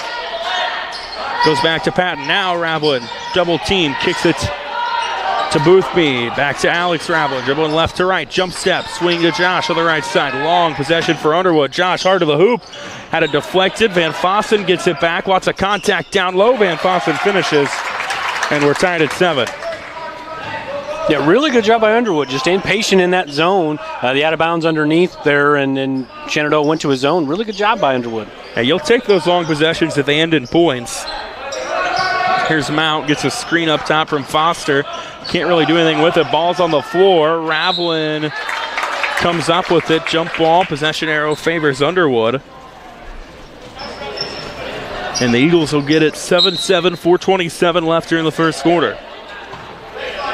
Bryce Patton will bring it across to Ravelin. They'll go corner. Boothby. Bounce pass Van Fossen. No good. Tipped out. Patton comes up with it. Three. Bang from Bryce Patton. That's the hardest thing to do in zone defense is to get the rebounds, to block out. And that time, the Mustangs forced the miss on the first shot, but couldn't get the rebound, and they paid for it with threes. Bryce Patton gives Underwood a 10-7 lead, and now we've got it out of bounds the other way. The Eagles will get it back. 3:59 left here in the first quarter. Underwood wants to run up and across. Boothby pulls it out. Ravelin back to Boothby. Got the defender on a step, and then overthrew Josh Ravelin back on the left side. He'll give it to Bryce Patton. Weave action going on for Underwood. Ravelin to Alex Ravelin, being defended by Gardner. Patton, open three, left side, might have been deflected. It's rebounded by Evan Holmes. Just really good ball movement in that zone, though. I'd like to see Underwood try to get it to the high post, but they're moving the ball well in that zone. A lot of times kids like to stick in that situation. Mount gets it to Harold, who got behind his defender, and Ravelin came over for backside help. He might have been the one that gets charged with the foul, that being Josh Ravelin, and he will. They're going to get him on the arm. And Blake Carroll, the standout multi-sport athlete for Shenandoah, going to go to the free throw line. 10-7 Underwood, 3:21 left here in the first quarter. Harold knocks down the first one. Shenandoah bringing a couple of substitutions. Clayton Holben comes in. Holmes and Foster come out. Looks like Camden Lorimer is going to come in as well for Shan. Harold's second free throw try. No good. Rebounded by Van Fossen. And they'll run it across with Patton. Swinging around the perimeter does Underwood to Alex Ravelin. Now Van Fossen, far corner, back to Ravelin. Josh Ravelin, Alex Ravelin got his defender to leave feet. Mid-range jumper, wide of everything. Bo Gardner gets the rebound. And here comes Shenandoah. Harold gets a screen from Holben, goes left side Mount. Now Holben on a cut underneath, being guarded by Van Fossen. Can't get it to go. It was in and out. Jack Van Fossen comes up with a board. The other way, Ravelin underhand scoop is good. Got really good action by the Mustangs on one end, but then not being able to get back on defense on the other end, so credit to Underwood there running the floor. Ends up being a 4-point swing, makes it 12-8. Now Lorimer on the left side, he's into a double team, gets it to Mount. Mount hard to the hoop, underhand, too strong. Jack Van Fossen grabs another board and wisely dishes it out as he hits the deck. Here's Patton, kicks it left side Ravelin to Josh Ravelin. High post, Van Fossen traveled. And we'll go back to Shenandoah. Yeah, very polar opposites to the first game we watched to this game. 2:09 to go in this first quarter, only one total team foul and just getting up and down. 12-8 Underwood. Nolan Mount will bring it across. Mount wants to go to the hoop. Sees kind of hard for him, and he rolls it in for his first bucket of the night, makes it 12-10. And Underwood will run. Boothby, Patton, swing it around Alex Ravlin. Back to the right side, Patton. High post, Van Fossen. Back out, Ravlin. Got his defender to leave his feet. He'll kick it. Josh Ravlin in the corner. Tried to swing it to Boothby, but it was off of Harold out of bounds. It'll stay with Underwood. And Shenandoah will bring Foster and Holmes back in. Holben and Gardner come out. Meanwhile, for Underwood, Josh Ravlin checks out. And they're going to bring Jackson Harvey into the game, and there's a bucket that goes in for Underwood, and that's Bryce Patton, who's got a nice night working for him. That was a really sweet play out of the out of bounds there. Just dove to the basket, caught it on a lob. Really nice play. Harold misses a shot the other way. It's rebounded by Alex Ravlin, and then we get a whistle. Took a little frustration foul there from Harold. Maybe thought he got some contact on this end. And then compounds that miss by fouling 80 feet away from the basket. And I misspoke. That was Mason Boothby, not Bryce Patton, that knocked that down. He's got 7 on that. Patton with 3. 14-10. Underwood leading Shan. Pass deflected back to Harvey. They'll swing it around Ravlin. Had an open look for a moment. Instead goes hard to the hoop. Tough shot. He was kind of falling back. Puts one up and in, and Alex Ravlin with 4 on the night. It's 16-10 Underwood with a minute left in the first. Mount just takes it the distance and draws the foul. Yeah, the last 2 drives from Mount, much more under control than his first 2. He's driven the ball to the basket 4 times.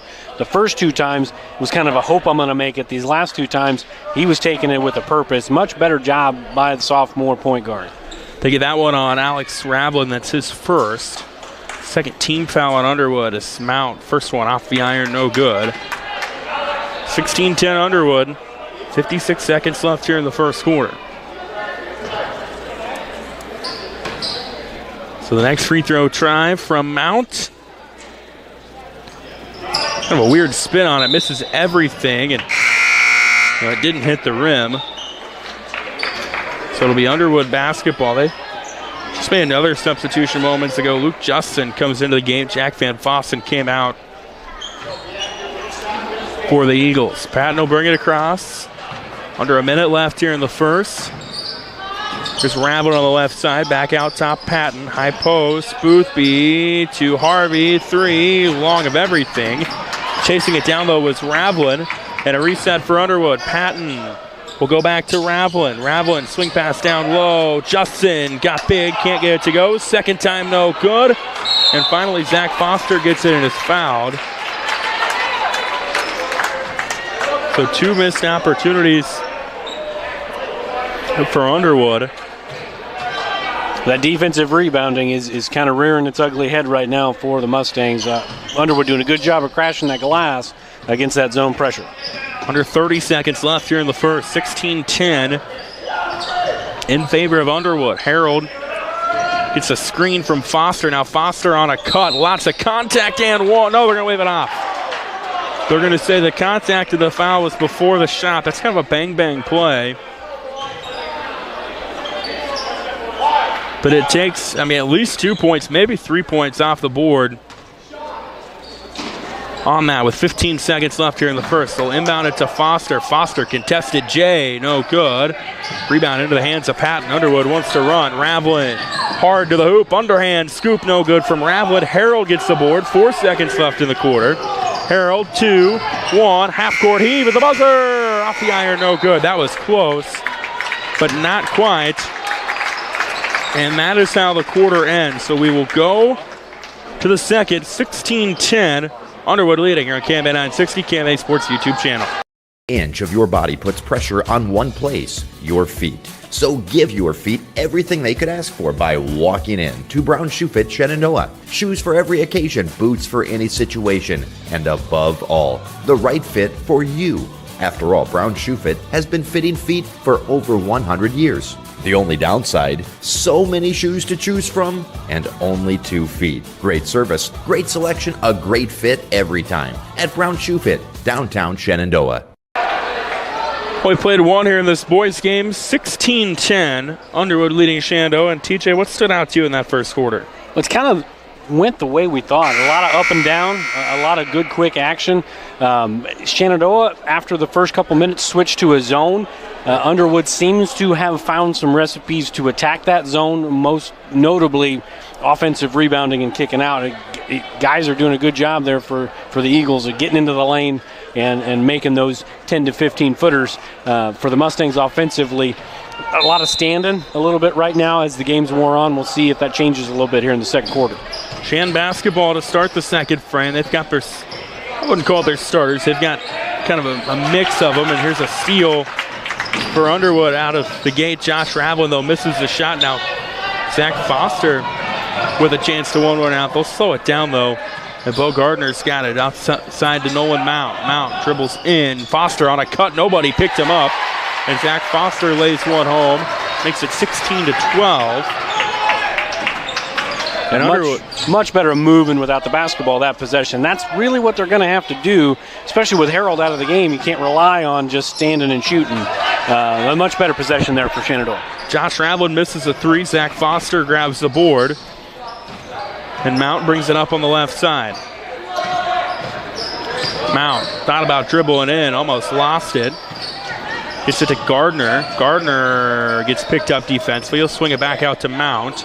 Mount, jump stop, tried to swing it back to Camden Lorimer. It's out of bounds off of Shenandoah, and a turnover for the Mustangs. Gives it to Underwood. Bryce Patton will bring it over and across. 6:52 left in the half. 16-12 Eagles. They've got Luke Seidler into the game for the first time. Van Fossen along the baseline. Good and one for Jack Van Fossen. Yeah, really good job again by Underwood against this zone. This time they get it into the short corner, and it was Van Fossen, like you said, just taking it right down the baseline and forcing the contact. And with the and one, when you have Harold out of the game, you're a little bit smaller if you're the Mustangs, and he took advantage. So Harold comes back in.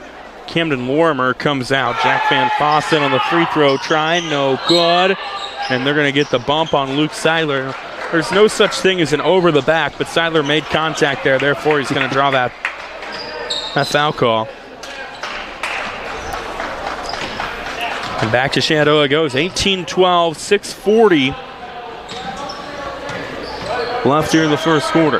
First half, I should say. Harold wants to take it. Lots of contact. We get our first charge. We will. Yep. Yeah, and you can see it coming. Really good job of helping off, and that's something where Harold's got to kick it out to the corner. That help guy, kick it out to the corner to the wide open man. And he'll, hopefully, as the season goes on for the Mustangs, he'll figure that out.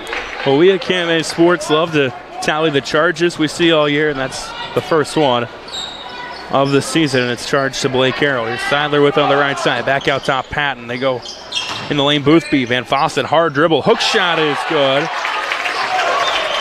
And it's 20-12. Maybe not the way they drew it up, but it works. Yeah, get it to the high post in that 2-3 zone. There's that void there, and then they collapse. Kick it to your friends for some baskets. Harold, short jumper, no good. Van Fossen, another rebound. Underwood will move quickly. They kick it Boothby. Seidler had an open 3 for a moment, then gets pickpocketed by Bo Gardner. And Seidler fouls in the process of trying to get it back. I think Shenandoah is in the bonus. He is at 6. Scoreboard showing 6. Well, my math is wrong. That's okay. I wasn't told I had to do math today. Yeah, I know, right? Next one will put him in the bonus, though. 5:50 left here in the half. 20-12 in favor of Underwood. Mount with on the right side. He'll square up from downtown. No good. Into the hands of Jack Van Fossen once again. And Underwood will run. Ravlin. They let him play through. Shot rebounded by Patton. They'll go back to Ravlin. A 3. No good. And it's tapped out. Boothby pawed it to Josh Ravlin. And we play on. Van Fossen underhand roll. No good. Missed opportunities galore for Underwood. They get it back. Patton a 3. It's no good. And finally, Zach Foster says, okay, that's enough. Let's get it back. And they do. Harold brings it up and over for Shan. 5 minutes left here in the half, 20-12. Underwood leading. They tried to go to Foster. It was smacked away by Boothby, and it'll stay with Shenandoah. Just under 5 left here in the first half. Then Holmes will inbound it to Foster on the right side. They'll go back out top, Bo Gardner. Gardner hard to the hoop. Turnaround shot, no good. Holmes and Van Fossen both hit the deck. That's the definition of a jump ball. Yep. That's a good drive by Gardner. I would like to have seen him take it up instead of doing the jump stop and the turnaround. Take it up, try to force some contact. I mean, right now, Mustangs just seem very stagnant offensively, and Underwood right now is the exact opposite. You know, they are flying around, the ball's moving, players are moving, and they've got some athletes over there. Luke Justin comes in for Van Fossen. Here's a pass to Holmes. Strong dribble blocked by Justin, showing off his height. Patton on the run. He's fouled. And Underwood will go to the line with an opportunity to add to their lead. And it'll be Bryce Patton trying to do so. Bo Gardner gets called for the foul. That's his first of the day. 4th team foul on Shenandoah. Patton rolls the first free throw in. And Shan will bring Clayton Holben back in. Evan Holmes will check out. Underwood has their starters on the floor, save for Justin instead of Van Fossen. That free throw missed. Holmes gets it. Or Foster got it, rather. And they'll bring it up, will Shenandoah Mount. Foster, he wants to shoot one deep, and he knocks it down. Zach Foster from downtown makes it a 6-point game. Yeah, and that time good ball movement, good player movement. Mount dribbles back up to the top. Foster's guy leaves him, and he can shoot it from there. Patton step on the defender. That shot distorted, though, by Holben. Underwood trying to find the open spot in the zone. Boothby to Ravelin. Ravelin, long two, short of everything. Boothby saves it, but it ends up in the hands of Mount. And Shan wants to run and try to cut this down. Foster, does he have a hot hand? No. Oh, it was off the cable. I thought it was going to roll in after that. But, of course, when it hits the cable, it's blown dead. I would say that Foster has never seen a three he didn't like. And he will shoot, and he can make them. I mean, he can make them. Hey, if you can make him, you're going to take him. Yep, absolutely. He's got a good stroke. It's just, finding him in rhythm, and that's what they were trying to do there.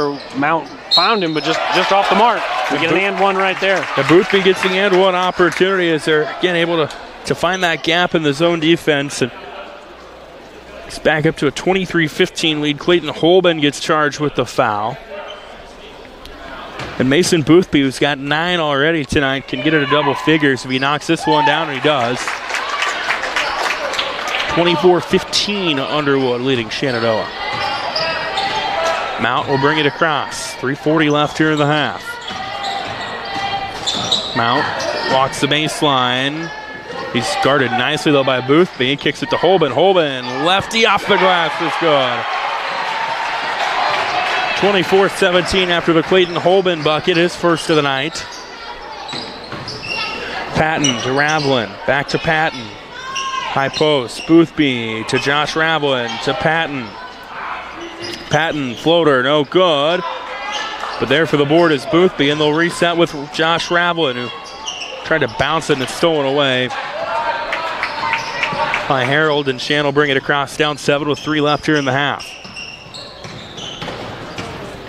Mount being guarded by Patton, gets a screen from Holben, dribbles in, kicks it out. Foster, another 3, no good, left it short. Bryce Patton gets the rebound, but it's stolen away by Blake Harold on the throw out, and then we're going to get a foul on Underwood. I like the find down here by Mount.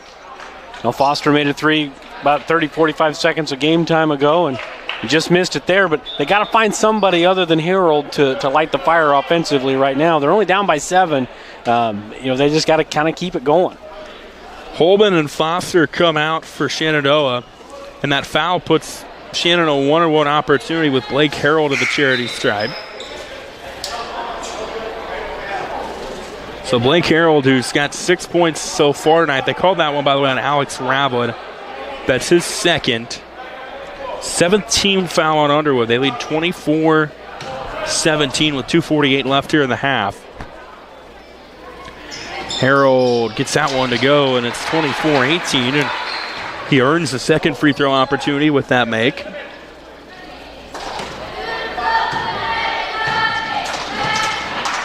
So the next one from Harold is no good off the iron. Rebound tipped around. Jack Van Fossen, who's back into the game, gets his 8th rebound of the evening, and Underwood wants to run quickly up floor, and lots of contact. Holmes going to get charged with the bump. And that is the 16 foul on Shenandoah. It's the first on Evan Holmes. So the next one would put Underwood in the bonus. Patton quickly to Boothby. Contested jumper, left short. Harold was all over that one. Holmes gets the board. Van Fossen got a little too handsy. He's going to get called for the foul. And this is, if you're Underwood, this is not what you want. You don't want to give Shenandoah the opportunity with the clock stopped to get some easy buckets. If Shenandoah can convert here, keep the game tight, Underwood, the way they've played offensively, it should not be a 6-point game. Yeah, they probably feel like it should be around a 10 or 12-point game as Holmes misses the front end. Harold goes up tall, gets the board, can't get the putback. Almost got a second chance, but he hit the deck. And Patton on a run out lays it in. And maybe a 4-point swing for Shenandoah makes it 26-18. And they'll go the other way. Harold 3, they need it. No good off the cable, back to Underwood. With 2:16 left here in the half. Blake Harold will come out of the ball game for Shenandoah. Underwood will go quickly up with Josh Ravlin. Now Patton back to Ravlin. Ravlin a corner 3, good. Josh Ravlin knocks it in. 29-18 our score. Underwood a little 5-0 spurt. And now Underwood running a little bit of his own, getting into some foul trouble, trying to save their fouls right now, running a little bit of his own here. Here's Foster in the corner, kicks it to Mount, under 2 left here in the half. Mount quickly to the hoop, don't call the charge, they won't. It's a block on Van Fossen. Now you're right on the money, it wasn't a charge, but it looked like he was going that way. Van Fossen was kind of set to draw it, and Mount wisely maneuvers around it. And I'll put Nolan Mount at the free throw line. The old controversial block charge, right? Yes. Ask Derek Martin about how he feels about those. I've heard. So Mount will go to the line, and he misses the first one. It rattles out. I've got Shenandoah so far tonight 2 of 8 from the free throw line. That's that opposite of the game we just called. Underwood was struggling from the stripe, and it ended up costing them. And right now, same thing for the Mustangs. So now Ravlin with it. They'll go back out top. Patton swings it to Josh Ravlin, who goes to Patton. A little 2-man game going on there with those two. They get Harvey involved, who gets it back to Patton. Now to Harvey. Under 90 left in the half. They'll kick it to Ravlin. Corner 3. Good 3 from Josh Ravlin. Mason Boothby gets the assist. Yeah, can't take those chances in his own. If you're going to go for it, you got to get it. If not, you leave that open corner, and that's exactly what happened. Foster had it bumped away, and it's stolen by Underwood. Ravlin will run with it up the floor. Knifes through the defense, lays it in. He's got 8 to make it 34-18, and Shenandoah are going to call a timeout. We'll take it with them. This is a 10-2 run for the Eagles here on KMN on 16. Bank is proud to be a locally owned community bank. We have been committed to our community and meeting the financial needs of our customers since 1873. We are confident that our knowledgeable staff can help you make informed decisions about your financial needs, no matter how big or small. Let us show you how rewarding a relationship with First Heritage Bank can be. Stop in at one of our 2 locations, or you can find out more information at www.fhbshen.com. First Heritage Bank is a proud supporter of Shenandoah High School athletics. Go Shen, member FDIC. Now 103 left here in the half, and TJ, this Eagles offense just able to kind of score in droves here. Yeah, it starts out not being able to block out, the absence of the block out for that zone defense that the Mustangs are running, and then the ball movement and player movement for Underwood against that zone has been phenomenal. And they're getting really good looks, and they're getting 4 or 5 shots a crack. Eventually those shots are going to start falling, and that's what's happening. And then on the other side, the Shenandoah Mustangs just missing a lot of free throw attempts and missing easy shots right now. It's still early. They got some time. You need a couple buckets here before half to feel good about yourself. Shan's got a minute left here in the half. They've got the basketball. Nolan Mount with it out top. Picks up his dribble, looking for an outlet. Dangerously tosses it back out to Harold, who will go to Holmes on the left side. Then Gardner has it stolen away by Josh Ravlin. Ravlin one-on-one to the hoop with Gardner, lays it in. Josh Ravlin now has 10 for Underwood. And the Eagles have doubled up with a 12-0 run to make it 36-18. Down low, Holmes gets bumped, and he's going to go to the line with 32 seconds left in the half. Yeah, double bonus time now. I mean, get your 2 free throws, get a stop, get another score. You feel a little bit better about yourself going into halftime. So Evan Holmes, 2 points tonight to make it 3 as he connects on that one. 36-19 our score. Clayton Holben will come in. They'll give Blake Harold a little bit of a breather here to end the half. Second one is good as well from Holmes. And Shan's going to make a substitution. 36-20. Left side, Ravlin back to Patton. We'll swing it around. Harvey goes in the paint to Boothby, who gets it back to Ravlin. 3 long of everything, but into the hands of Mason Boothby, who got it to Harvey. Goes back to Boothby. 10 seconds left in the half. Patton, Ravlin, open 3. Doesn't take it. Down to 5. Patton back to Ravlin. Again, doesn't take the 3, dribbles in, lost it, turnaround jumper, Boothby at the horn, no good. Kind of a clunky end to the first half for Underwood, but they're going to go to the break. Up 36-20, we'll take a quick break, catch our breath. Halftime coverage coming up here in a moment on KMA 960 Shenandoah on the KMA Sports YouTube channel. Kane, the real boss at Gowing Plumbing, but don't tell my mom and dad. I'd like to talk to you about tankless water heaters with endless hot water. If low energy bills and higher home values are important to you, you might consider a more efficient tankless water heater from Gowing Plumbing. Call 712-246-1803 and they can help you find the right system for you. Plus, Gowing Plumbing is the only one to call for issues with boiler heat. 24-hour on-call service from Gowing Plumbing. Tell them the boss sent you.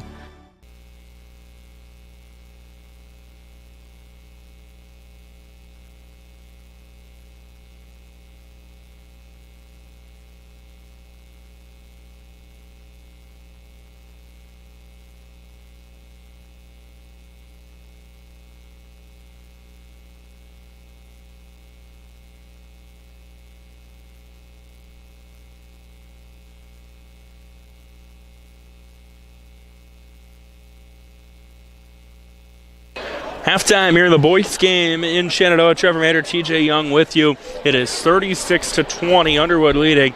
TJ, it was kind of an up, back and forth first quarter, and then Underwood just kind of blew the doors open there in the second, going what ends up being a 12-2 run to turn a 24-18 game into a 36-20 game.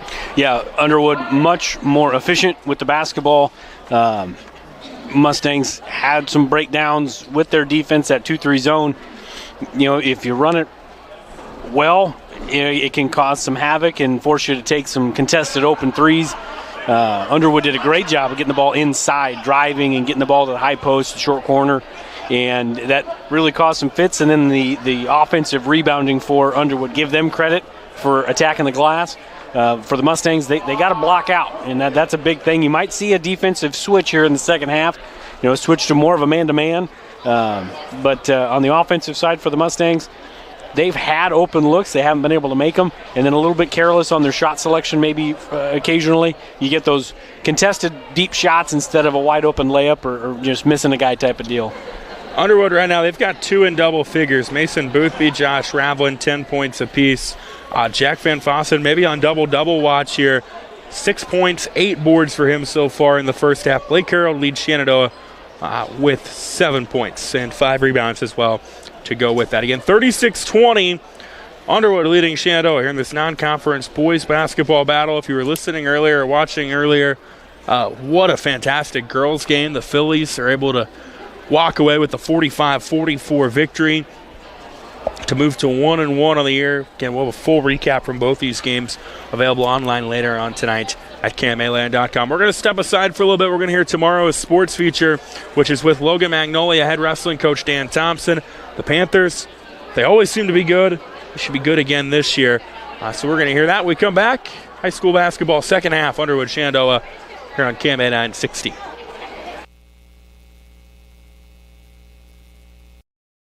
Pella Corporation in Shenandoah is growing. Pella is a family-owned company and has a strong heritage that started in 1925. Pella offers a strong benefit package, competitive wages, quarterly bonuses, profit sharing, and more. Pella has a decreased overtime schedule. You'll never work on Sundays, and you will have at least 2 Saturdays off each month to spend more time with your family. Go to careers.pella.com to see what jobs are available and apply today. Experience is not necessary, as Pella will provide training. Pella is an equal opportunity employer.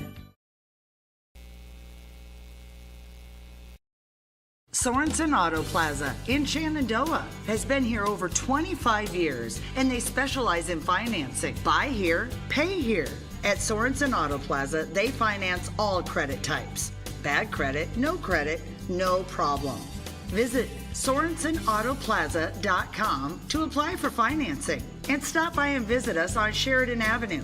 Sorensen Auto Plaza, proud to support this Shenandoah live stream.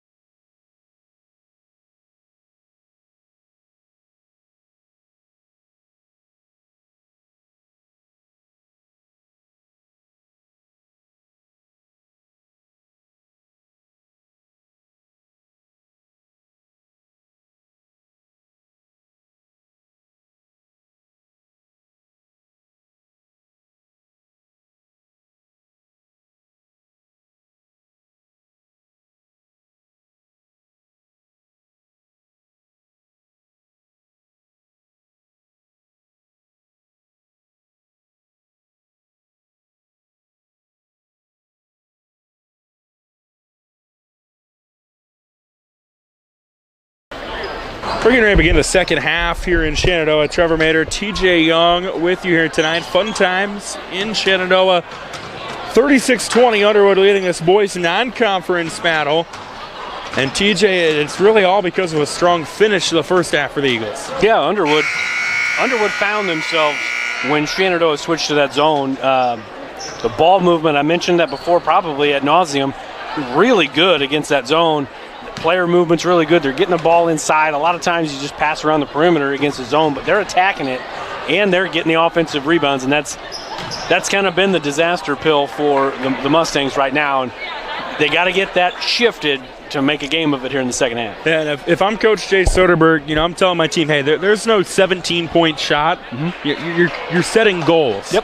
Let's be down to 10 by under 5. Let's be down 6 or 7 going into the fourth quarter. Give ourselves a puncher's chance going into it, down 16. Yep. And we always used to tell the kids, you never come back in a game on offense. No. You always come back in a game on defense, so you got to get stops.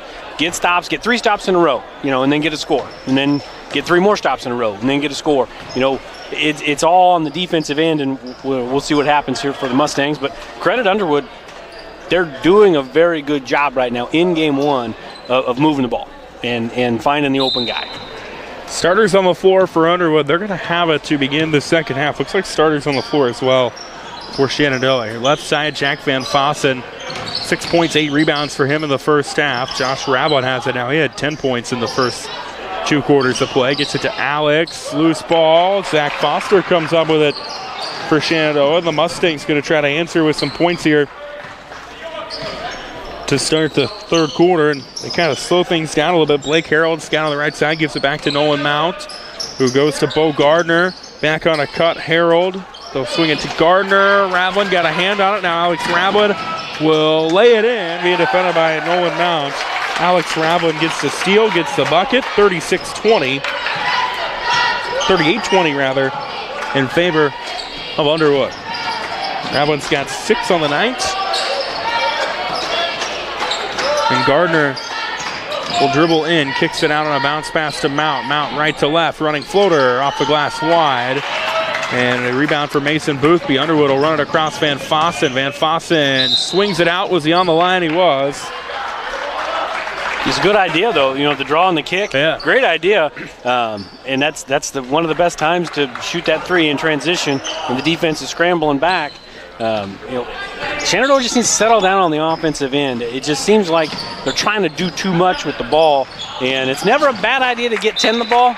Just dribbled off his knee and out of bounds. But he's kind of gone away as this game has gone on. He was big early, and he's kind of just been hidden, and they got to find him, play through 10, and try to get back in this thing. So Underwood gets it off the turnover, 38-20, 6:35 left here in the third. Patton with it out top, swinging around right side, Josh Rablin. Rablin being guarded by Mount.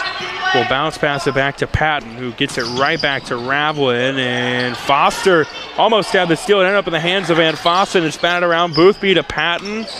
Patton will kick it out. Van Fossen drives in hard, charge. Zach Foster was there to draw that one, and Jack Van Fossen is the guilty party on the second charge call of the night. Yeah, good job by Foster. That's a very good job getting in there. Yep. Senior gets in there, knows the drive's coming, and just stands his ground, gets a charge call, and again, get the stop, get a score. Get a stop, get a score. That's how you got to get back in. It sounds simple, but sometimes it's harder than it sounds. Third of the night on Van Fossen as well. That's important to add. Here's Harold with it out top. We'll go right side to Mount. Now sets a screen for Mount. I think dribbled it off his foot. Gets it back, though. He goes hard underneath the hoop. Boothby distorts that shot. Josh Rablin gets the rebound. And Underwood runs it up and over with Rablin, who swings it to Patton. Back to Rablin. Here's Alex Rablin to Josh Rablin. Left side, Bryce Patton. Nice ball movement by Underwood until a short pass is stolen away by Nolan Mount. Mount goes length of the floor, lost it for a moment. Patton saves it, stolen away by Mason Boothby. And Nolan Mount is down and slow to get up. He'll get up under his own power, though. But a numbers advantage for Underwood. Rablin, 3, buries it. And he's got 13. Yeah, tough break for Shenandoah there. I mean, that's the zone that Nolan Mount's supposed to play. He's on the ground on the other side. Officials didn't stop it. But they don't have to in that situation. Foster turnaround shot left short. Bryce Patton clears the boards, and Underwood will run it back across. Boothby Short jumper, short. Van Fossen swings it to Ravlin. Patton, 3, no good. That time Zach Foster gets the rebound after the missed shot by Underwood, and Harold brings it up. 41-20. Underwood leading. Foster leaves a 3 short. Mason Boothby there to get the rebound for Underwood. And Alex Ravlin brings it up. And here's a 3, Josh Ravlin. Hot hand off the iron, no good. Rebound, though, Alex Ravlin. Trying to go down low to Boothby. Gets it back. And Patton has it out top now. Shannon is yet to score in the second half. Ravlin, Patton. Little triangle action there for Underwood. Patton gets the defender to leave his feet. Jumper the free throw line, no good. Van Fossa, another rebound. Can't get that one to go. And Nolan Mount will be the one that comes up with the board for Shenandoah, and then a whistle and a timeout on the floor. We'll keep it here. TJ, we've played, 3 minutes, 53 seconds of the third quarter. Shenandoah not able to find a bucket so far. It's kind of the same story the first half. Underwood's getting 2, 3, 4 shots a crack, and they're getting good looks. They're getting the ball inside, in that paint area, that 3-second area, and wide open threes. Shenandoah's 1 shot and done, and they've had a couple of good looks. They just haven't knocked them down. And again, it's kind of that finding an identity offensively, and it's 5 kids playing instead of all of them playing together. And again, I gotta. If I'm Coach Soderberg, I gotta play through 10. He's too good of a player to disappear, and hopefully they find him as this second half rolls along, because I think that makes everybody else better when you're playing through 10. Underwood will give Van Fossett and Alex Ravlin breathers. They'll bring in Harvey and Justin. Shot no good, and it's rebounded by Bryce Patton for Underwood. Quick bounce pass. Harvey, they moved it well, and coming up with the bucket is Luke Justin for his first of the night, and it's 43-20 advantage Underwood. This is now a 19-2 run, dating back to late second quarter, and Bo Gardner, that was, I'd say, pretty obvious. Extended that arm out, and you're going to get called for that more often than not. Yeah, just kind of dribbling without a plan. You take those couple 2-3 dribbles and not a plan to drive, just to dribble, and got himself stuck, and it's a turnover. Patton, left side Ravlin, back out top. Patton will go to the post. Boothby, who gets it back on a pass from Harvey, and Mason Boothby adds to his total. He's got 12 of the night, 45-20. Just really impressive. Watching them pick apart the zone, which is really, really impressive by Underwood. Kudos to the Eagles players for not panicking. That happens a lot against the zone. You panic a little bit and take the first shot instead of the best shot, and they're doing a great job as this game's gone on. Underwood will make some substitutions, as will Shenandoah. Looks like Camden Lorimer comes out. Evan Holmes comes out. Gage Herron will see his first moments of the game for the Mustangs. Clayton Holben comes in as well. Shan basketball. 3 minutes left here in the third. 45-20 in favor of Underwood. Luke Seidler is going to get called for a reach-in. And it'll be still Shan basketball. Gardner inbounds it to Herron out top.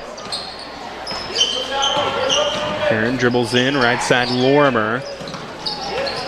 Lorimer picks up his dribble, looking for something, goes to Holben. Holben being defended, fouled by Luke Justin. Yeah, pretty good move by the big man. A little drop step inside, against some size, but does a good job. Now they get a chance to get their first points of the second half and maybe break that seal on that hoop and get some things going. So Clayton Holben at the charity stripe. Again, Shanna's been shut out for the first 5 minutes and 12 seconds of the second half, and they don't get it there. So see if Holben can stop that drought here in just a moment with a second free throw opportunity. And he doesn't. It's rebounded, though, by Herron. Nope, into the hands of Seidler. Herron had it for a moment. Can't get it, though, and Underwood will run it across. In the paint, Justin kicks it back out. Seidler. Boothby got by his defenders, lays it in. And Mason Boothby now with 14. Makes it 47-20. Say 29 or 23-2 run. I'm not good at math. Gardner almost got that one. It rattled out. Justin gets the rebound. I think Ravlin tried to get Harold on kind of the innocent foul, and they let him play through. And Justin knocks that one in on the nice ball movement for Underwood. It's up to 49-20.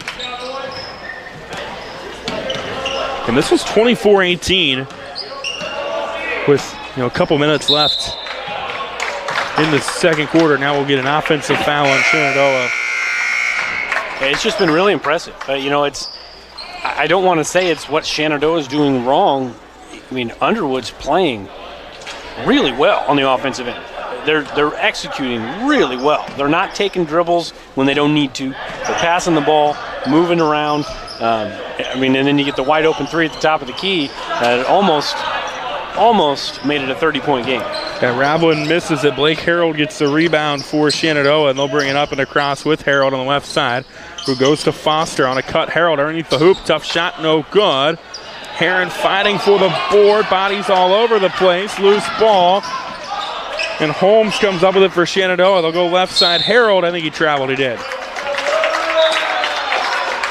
So another turnover for Shan, and we're down to 86 seconds left in this quarter.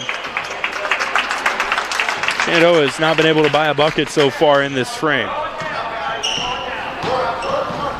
Ravlin will bring it across. Seidler with it. Now Van Fossen on a cut. Goes back to Harvey. They feed Justin down low. He misses the shot. Gets the board, though. Lots of contact. They're going to call the foul. And Luke Justin draws that. That's going to be the fourth of the half on Shenandoah.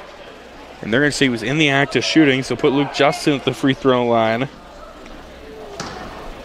And Shenandoah switched to a man-to-man here the last couple possessions, so I would imagine they'll stay in that for the remainder of the game. It's just, let's let Underwood, if you're Shenandoah, let's let Underwood beat you at man-to-man offense instead of zone. They've proven they can do that against the zone.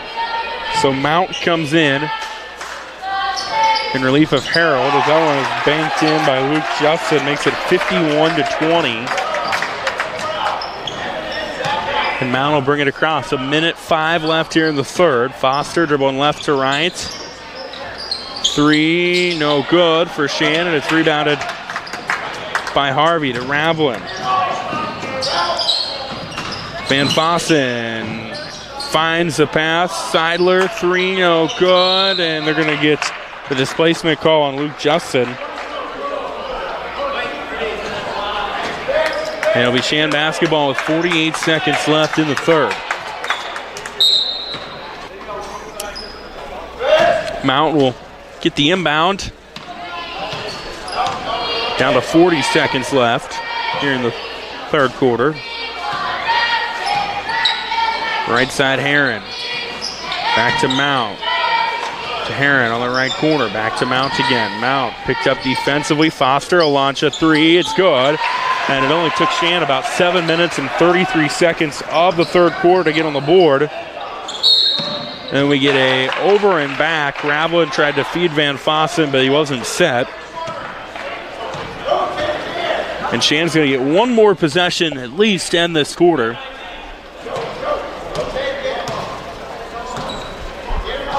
Mount with it with 12 seconds left. To Foster. Foster again, a three, no good. Rebound by Justin. For Underwood, 3 seconds left in the quarter. Ravlin won't even try a shot, and we'll go to the fourth. Underwood up 51-23 here on KMA 960. We'll take a break. Fourth quarter coming up here in 60 seconds. This very moment, a board-certified general surgeon will be leading her team in the removal of her patient's gallbladder. In this newly remodeled surgical suite, she'll use the latest technology and small laparoscopic incisions for a quicker recovery time. In a couple of weeks, the patient will have a pain-free and normal life again. These are the things that happen here every day. The new surgical center at Shenandoah Medical Center. Your health is our mission. Way I pay to spray. What did you say? Pay to spray. Custom application? Oh, input costs can get pretty high. I want to buy my own sprayer with automatic boom shutoff and really big booms. Gotta love some big booms. The ag economy's down, but I'm bullish and my numbers are good. So what do you think? Let's make it happen. The ride to your dreams is easier with the right partner. Bank Iowa. Let's make it happen. We go to the fourth here in Shenandoah, 51-23. Underwood leading Shan-Cam 960. Trevor Mader, TJ Young with you here tonight. That was a 15-3 quarter for the Eagles to put themselves in the spot. Shan basketball to start the fourth. Blake Harold passed behind him. It's stolen away by Jack Van Fossen. They run it out. Boothby lays it home. And Mason Boothby's good night gets a little bit better with now 16 points. That's up to 53-23. And a whistle going the other way on Shenandoah.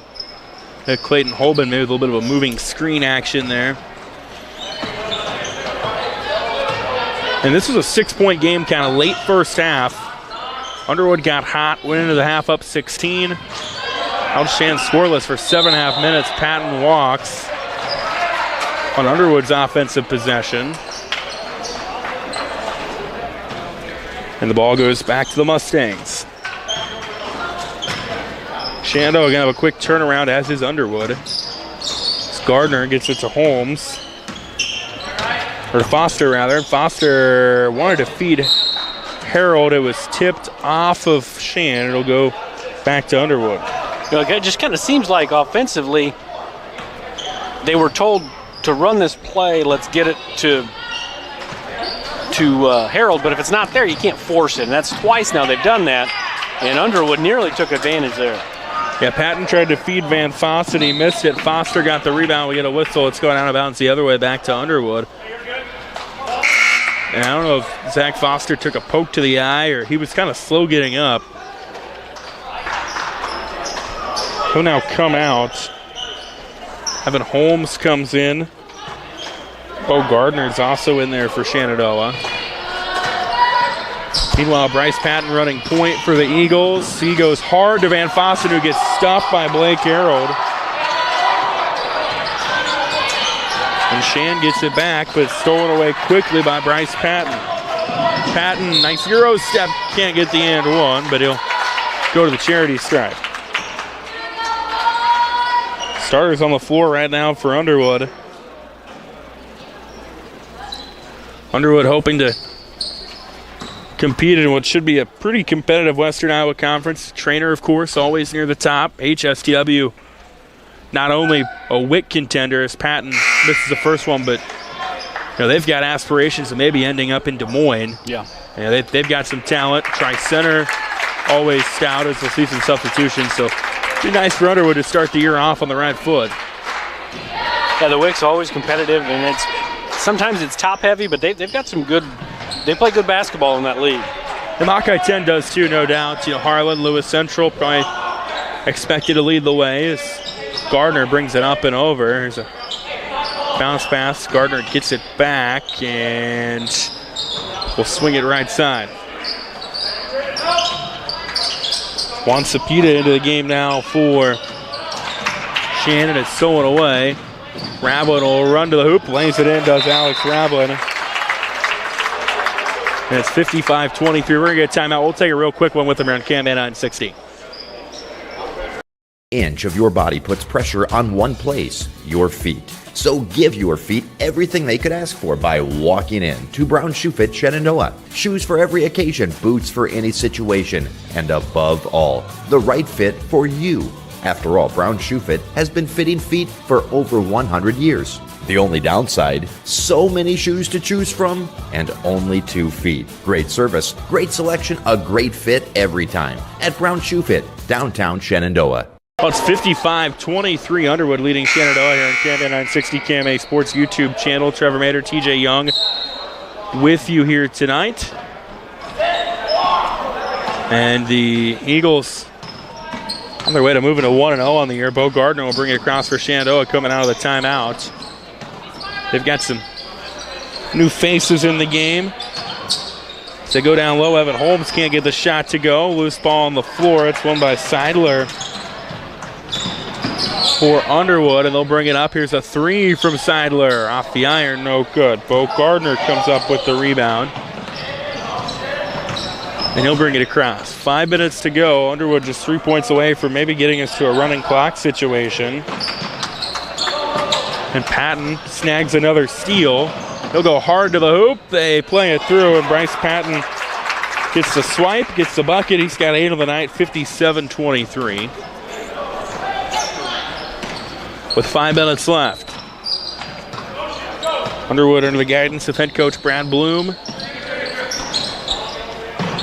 Former Harlan alum is Shane's got it out top, 5 minutes left. Seidler all over defensively. He'll dump it out to Gardner. Gardner got a nice screen, then gets double teamed. Tried to go to Juan Cepeda. It's stolen away though by Luke Seidler. And up the floor goes Underwood. Van Fossen power dribble. He gets called for the charge. Evan Holmes was there to sacrifice himself for that one. And Jack Van Fossen's 4th foul of the night. His night probably over, so he'll go to the bench, as will Bryce Patton. And it's 57-23, under 5 left. Gage Herron into the game now for Shenandoah. Goes underhand scoop. Shot no good, and it's rebounded by Underwood. They tried to run it out. It was almost stolen away, but Harvey gets it back for the Eagles. 4.5 left. Right side. Underwood getting all sorts of new faces in, and that one goes out of bounds, so we go to Shenandoah. Yeah, both sides. Both sides have got, I mean, I don't know if there's a starter on the floor at the moment. I don't see one. Gus Bayshore into the game for Underwood. Looks like Owen Larson out there as well. And it's got left side Herron. Then they go back to Lorimer, who's got it out top. 4 minutes left, 57-23. They go high post, Cepeda kicks it out, Lorimer. Lorimer, jumper, good. Camden Lorimer gets in the scorebook, makes it 57-25. So Underwood will bring it across with Luke Seidler. Then goes to Bashore, gets it back. He'll hand it off Owen Larson, and they go to Justin. Harvey on the left side. Back out top, Seidler. Justin, they're just moving the ball. And gets it back to Gus Bashore, left side. Seidler weaving through traffic. Harvey will dribble in. 3 minutes left. And Harvey travels, and he'll go back to Shenandoah. Yeah, up until that turnover, I mean, even their second group in there doing a really good job of moving the ball against the zone. If you want to take a snapshot or watch a video, youth kids how to play against the zone, they're doing a really good job today. I got to give them a lot of credit. 3 ball no good for Shenandoah. Go out of bounds to Underwood, and checking into the game for Underwood is going to be Max Tarks. And when Max Tarks comes into the game, I've got to give John Tarks a shout out. His dad, KMA football sports reporter, done a handful of Underwood games with him. Tarks will inbound it to Luke Seidler. Down to 3 left in this one. Bashore dribbles in, he'll kick it out. Here's a jumper, Tarks off the glass, no good. Rebound won by Larson. They'll go back to Bashore, who then goes back to Tarks for 3, no good. Larson almost down the rebound, but Camden Lorimer comes up with it. And now Lorimer will launch one from downtown. It's left short. Aaron fighting for the board. Cepeda got it, and then it's into the hands of Seidler. Just trying to play out these last couple of minutes. Hard to the hoop. Seidler no good. Larson, rebound, putback is good. And Owen Larson gets in the scorebook, makes it 59-25. This is now a 35-7 run for Underwood going back to midway through the second quarter. Loose ball stolen away by Larson. We're under 2 minutes left. Bashore brings it up and over to Seidler. Tarks thought about another 3. Instead, he'll go to Seidler, who then goes to Justin, kicks it back to Bashore. High post to Justin, kicks it to Bashore, 3, no good. Tarks, rebound, putback is good. And Max Tarks gets in the scorebook.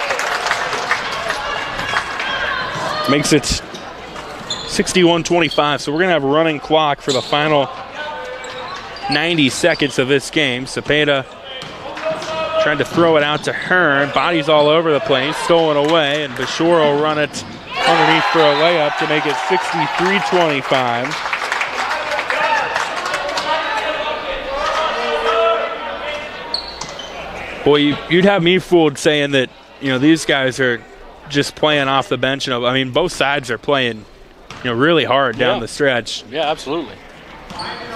Shan will bring it across with Hearn. Will go right side. That's Wickel now. Cepeda with it. Dribbles in, kicks it out. We're down to a minute left here in Shenandoah.